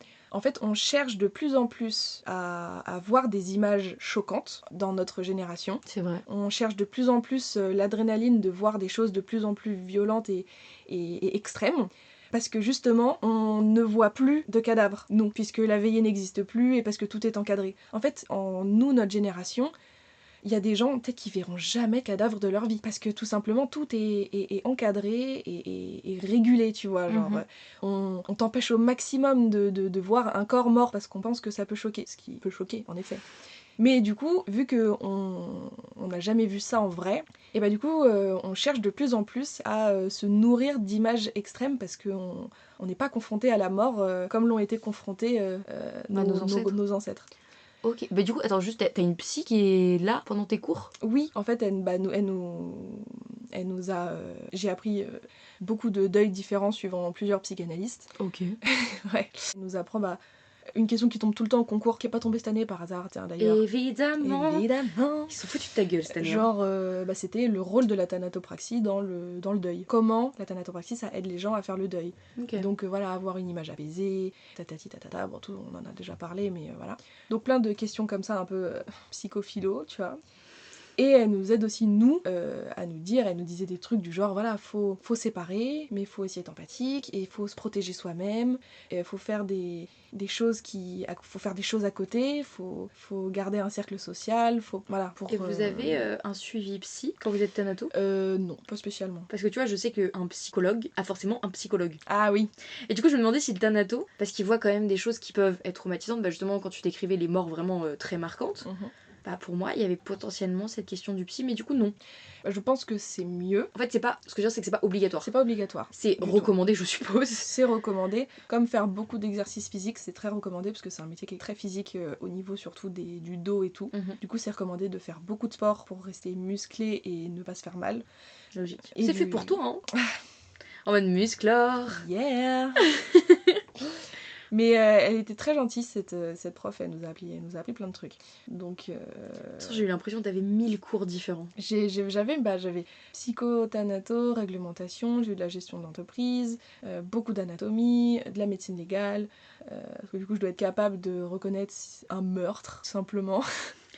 Genre, il l'avait pas vu jusque-là. Tu reçois le corps, tu fais les gars, vous avez raté un truc. Vous avez raté le mec qui a un poignard dans le thorax. Vous avez pas vu? Putain, bon, je vous le rends. Disons que je suis pas apte à dire voilà cette personne a été tuée ou pas, mais en gros, si j'ai un doute, je suis autorisée à appeler un organisme pour vérifier. Ok. Dans le sens, si une conseillère funéraire vient et dit moi je pense que cette personne a été assassinée, elle n'a aucun poids. Mais vu que moi, du coup, j'ai été formée à ça, j'ai le poids et j'ai les qualifications pour pouvoir appeler la police et dire voilà, là j'ai un corps devant moi, je sais qu'il n'y a pas eu d'obstacle médico-légal qui a été coché, mais d'après ce que j'ai vu et ce que j'ai observé, je pense que cette personne a été assassinée. Et du coup après il y a des gens qui vont venir, des examens, etc. Mais t'es vraiment un couteau suisse, c'est dingue. Non mais c'est quand même assez dingue parce que ce qui ressort le plus, et ce dont je m'étais pas spécialement rendu compte jusque là, c'est tout ce qu'il faut que tu saches faire. Non mais franchement t'es une warrior, hein. J'ai un panel de connaissances plutôt Immense. panellé. Non mais et je trouve ça trop bien parce que ça montre que c'est vraiment un métier passion en fait. Ouais. Si tu te lances là-dedans, c'est que tu veux vraiment y aller. Je m'attendais pas à être autant passionnée. Bah, Genre, tant mieux. Quand j'y suis allée, j'étais en mode je trouve ça cool et intéressant, mais je pensais pas me mettre autant dedans quoi. J'ai jamais autant travaillé de ma vie pour quelque chose et j'ai jamais autant aimé travailler sur quelque chose. Je connais pas ça. J'ai appris plus que ce que je devais, tu vois. Genre j'étais là, je faisais de l'anatomie et j'étais en mode quoi? Tout ça? Quoi? Il se passe tout ça? Donc voilà. C'est trop bien. Ouais. Bah écoute, je sais pas si t'as quelque chose à rajouter. Je pourrais en parler pendant 10 heures encore. En vrai, je pense qu'on pourrait grave faire un deuxième épisode où on rentre dans d'autres détails, ou peut-être on fait le deuxième épisode quand on aura le concours. Ah, ce serait... Genre dans un an, dans bam, un an, on en vrai ça pourrait être hyper intéressant, genre quand tu commences un peu la pratique. Si je l'ai. Oh, tch, tu arrêtes. Ok. On l'encourage tous. On l'encourage tous. Mais parce qu'on est à 1h45 d'enregistrement. Putain, c'est énorme. Énorme. Je sais pas tout ce qu'on pourra garder, mais j'espère que ça vous aura plu. T'as pas d'autres anecdotes à raconter Bah en vrai, moi, enfin franchement, du coup, ça a pas grand chose à voir avec la thanatopraxie, mais... Oui, mais on parle non, de mais la avec mort, la mort de façon générale. Parce que t'as grandi, t'as pris en maturité quand même. Ouais, c'est vrai. Est-ce que ton rapport à la mort, il a changé quand même Bah en vrai, je dirais qu'il est devenu à la fois un rapport où je suis fascinée par la mort. Genre, bah comme je vous le disais, je suis fascinée par tout ce qui est crime. Le true crime et tout. Ouais, j'adore écouter ça. Bon, j'ai commencé à en écouter, je dirais, il y a 3-4 ans. Et au début, j'en dormais plus. La meuf qui se fait du mal. Non, mais en fait, il y a une fascination morbide. Et je pense que je suis pas du tout la seule. Et c'est justement ce que tu décrivais tout à l'heure. C'est évident. On est tellement plus confronté à ça qu'on est curieux. Et moi, je suis extrêmement curieuse de comprendre jusqu'où peut aller la méchanceté humaine. Ah oui, ça... Et en fait, il y a aussi, j'avais vu un podcast là-dessus qui expliquait que beaucoup de femmes écoutent du true crime parce qu'il y a une volonté de comprendre dans quelle situation tu peux te retrouver et comment t'en sortir pour ne pas finir dans le même état que les victimes. Et c'est pas faux en soi, c'est que justement maintenant je suis beaucoup plus alerte, bon je suis sûrement beaucoup plus anxieuse aussi mais ça voilà. Et en fait, je dirais qu'aujourd'hui, mon rapport à la mort, c'est à la fois du coup un rapport très fasciné. Je pense, je peux te citer quasiment tous les plus grands tueurs en série et chaque grande histoire. Il y a eu une exposition à Paris justement sur le true crime où je suis allée. Et j'ai détesté d'ailleurs. Parce qu'ils sont mis en avant un peu comme des... Comme des héros d'une certaine manière. C'était très mal fait. Ils sont très romantisés. Romancé. Mais j'ai... Pardon, ouais. T'inquiète. J'ai détesté. Et en fait, j'ai eu envie de vomir en ressortant de ce truc parce que c'est une exposition déjà extrêmement longue. Ouais. Très très longue. J'y ai passé, je crois, 3 heures. Putain. Voilà, moi j'ai envie de passer 3 heures au Louvre, pas là-dedans. Et en fait, c'était mon père qui m'avait offert ça parce qu'il savait que j'étais fascinée par le true crime. Et en fait, ce qui se passe, c'est que déjà, chaque histoire est racontée en détail. Et en fait, tu as des reproductions des scènes de crime. Et en fait, j'avais pas envie de voir ça. Moi, j'étais juste là pour... En fait, je pensais qu'il y avait un côté juste de récit, en fait, qui pouvait être très intéressant. Mais j'avais pas besoin de voir la scène de crime du... Comment il s'appelle ? Jacques Léventreur. Non, pas vraiment. J'avais pas besoin de voir une femme agressée sexuellement. Non. J'avais pas besoin de voir, le... Comment il s'appelle ? Oh, bah, j'ai dit que je connaissais tous les noms, et je crois que c'est Jeffrey Dahmer. Ouais, celui qui mange des gens. Ouais, bah, une reproduction de sa cuisine, avec des morceaux humains. Et j'étais là en mode... Oui, c'est sûr, c'est fascinant, mais en fait, c'est de la mauvaise fascination, là. Là, faut arrêter les conneries. Et justement... Ça m'a un peu remis en question sur ce rapport à la mort que j'avais qui commençait à être un peu trop fasciné de mais jusqu'où ça peut aller.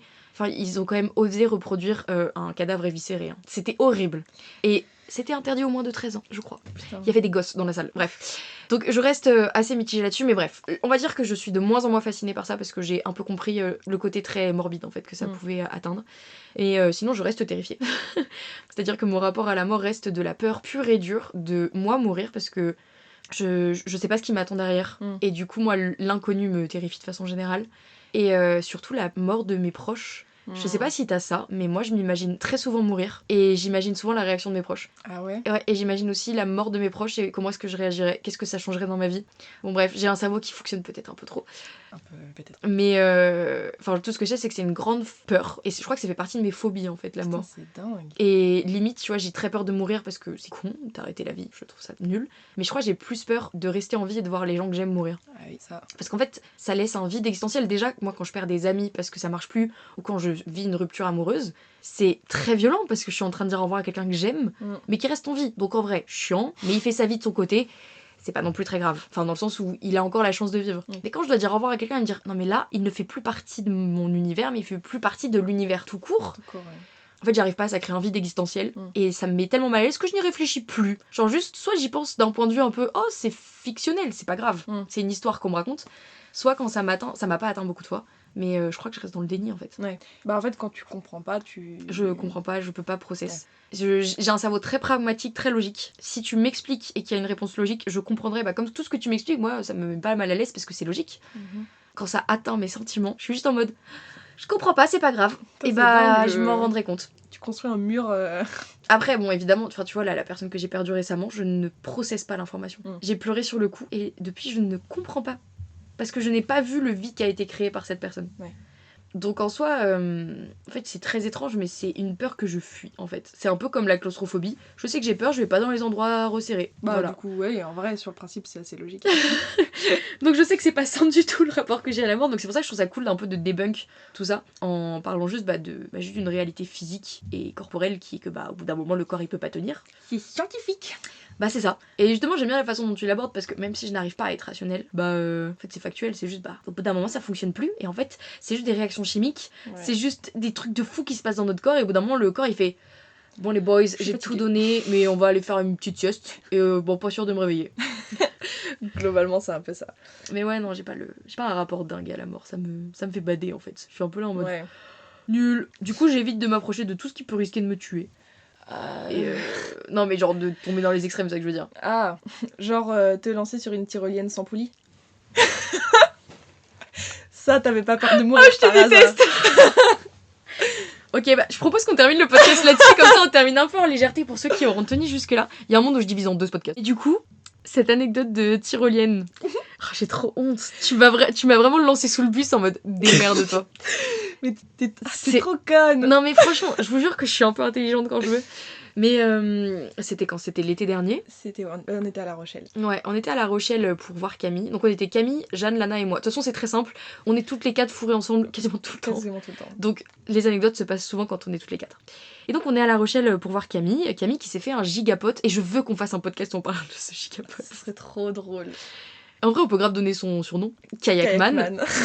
Et donc, on est avec Kayakman, qui est prof d'acrobranche. Ouais.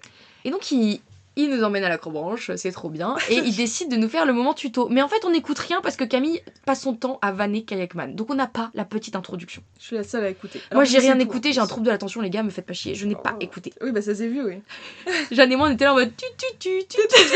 Vous êtes trop chiante, putain. Et donc, on est là et on n'écoute pas les instructions et on arrive sur le parcours pour enfants, le truc de début Ouais, pour bah. juste vérifier qu'on ait bien compris. Je n'ai rien écouté, je n'ai pas fait d'acrobranche depuis au moins 5 ans. Mais au moins. Au moins. Je suis derrière toi, je m'en souviens. T'es derrière moi. Les filles étaient passées devant et je t'avais demandé de passer derrière Non, moi. non, elles étaient derrière. Ah, j'étais la première. T'es passée en première. Ok, je suis passée en première. Je fais mon petit chemin. En vrai, je galère un peu, mais ça va. Parce qu'en plus, c'était une technologie que je ne connaissais pas de Ah ouais, trucs ouais. bizarres. Point important, le mec m'avait dit. C'est comment ça s'appelle Les mousquetons. Ces mousquetons, tu ne peux pas avoir retiré les deux en même temps, c'est pas possible, à part si t'as fini tout le chemin. Mm. Au bout d'1 minute, je me retrouve avec les 2 mousquetons en main, il est en mode comment tu as fait? C'est vrai. Et ça m'est arrivé une deuxième fois, j'étais à 6 mètres de haut, j'ai beaucoup moins rigolé, d'accord? Ouais, c'est Mais bon, bon, il y a que moi à qui ça arrive ce genre de choses. Ouais. Et puis arrive un. Je vais vraiment le raconter de mon point of view. Vas-y, Et après, vas-y. tu pourras raconter du tien. J'arrive au niveau de cette attraction, de ce passage, où je vois juste un câble tendu entre 2 arbres. Et là, je me dis, bizarre. Pardon. Je comprends pas trop l'intérêt, mais c'est pas grave. Je saute dans le vide. J'ai sauté dans le vide avec 2 mousquetons, juste. Et je me suis retrouvée les pieds sur le sol et j'ai marché. Parce que c'est le truc d'enfant, donc... Et vraiment, là, j'entends Kayakman qui fait « Mais qu'est-ce que tu fais ?» Lana, qui pleure de rire derrière. Et moi, je suis juste là en mode « Bah, j'ai pas compris, vous avez mis une corde toute seule, moi, je... » Moi, je saute. Et là, en théâtre, c'est une tyrolienne. Et là, je suis en mode « Oh, putain, il y avait un 3e truc à ma ceinture. » Je me retrouve à devoir réescalader la plateforme parce que là, bizarrement, mes mousquetons ne veulent pas se détacher. Et j'ai fait la tyrolienne. Mais donc, je me suis lancée dans une tyrolienne sans tyrolienne. Mais le fou Mais- rire. Et moi, j'étais juste là en mode, mais quel est le souci? Mais Et du coup, tout du long après, dès que j'arrivais à une tyrolienne, Kayakman et son collègue étaient en mode, la tyrolienne en théâtre, la tyrolienne. il te faut la poulie. Et sachant que la 2e fois que j'ai fait la tyrolienne, j'ai oublié de mettre les mousquetons sur la poulie. Ah oui, c'est bizarre. Et du coup, je me suis encore fait engueuler parce que j'aurais pu finir bloquée à cause de ça. Mais je me suis retournée et en l'espace de 2 secondes, t'avais sauté. Genre, J'étais par terre. genre j'étais en Mais train vraiment, de- je marchais, j'étais en mode accrochée à un câble, hein. Je marchais par terre. Mais fou rire. Tu sais, en mode, j'ai besoin d'être attachée quand je marche. C'est hyper important. Bref, en tout cas, ça se voit que t'as peur de mourir. Je vous jure, j'ai peur, mais je reste maladroite. C'est ça le petit truc un peu fun. Un petit truc de fou. Bon, j'espère en tout cas cette anecdote de fin vous aura un petit peu C'est léger, sorti c'est du léger, mood. Ouais, c'est c'est mieux. ça. Mais j'espère aussi que ça vous aura plu. Ouais. Déjà d'en apprendre plus sur le métier de Thanato et d'avoir des expériences un peu différentes sur la mort. Enfin, moi, je sais que je suis un peu à l'extrême de la peur. Alors que toi, t'es un peu à l'extrême du bof. Après, j'en ai peur aussi quand même. Et je pense que tout le monde a. Je pense que tout le monde a Peur. peur de mourir. Mais toi, tu la vis plus avec distance, cette peur, j'ai l'impression. Ou en Ouais. tout cas, tu la rationalises en ayant les mains dedans, quoi. C'est Bah, en fait, ouais, vu que je vois les rouages, j'imagine que ça me c'est plus simple. désensibilise Ouais, un je peu. pense. Mais évidemment que dans tous les cas, personne ne. Enfin, Oui, qui n'aurait pas peur à 0% de la mort, c'est pas possible. exactement. Mais donc voilà, c'était un podcast original. Franchement, je pense pas qu'il y ait beaucoup de monde qui parle de la mort comme ça. Je ne pense pas. Mais j'ai kiffé passer ce moment avec toi, Lana. C'était trop C'était bien. extra cool. J'adore en parler de toute façon. Donc, Il y a un monde où on en fera un autre. avec grand plaisir. On verra. Franchement, je suis sûre que tu auras plein d'autres anecdotes d'ici un an. Ça, c'est sûr, parce que j'ai pas raconté l'autopsie encore. Et regarde ça pour une prochaine fois. Parce que là, ça fait 2 heures, d'accord. Bon Dieu, bon. J'ai Bon, allez. Gros bisous à tout le monde. Gros bisous les loulous. Et à bientôt pour un prochain épisode. Yeah.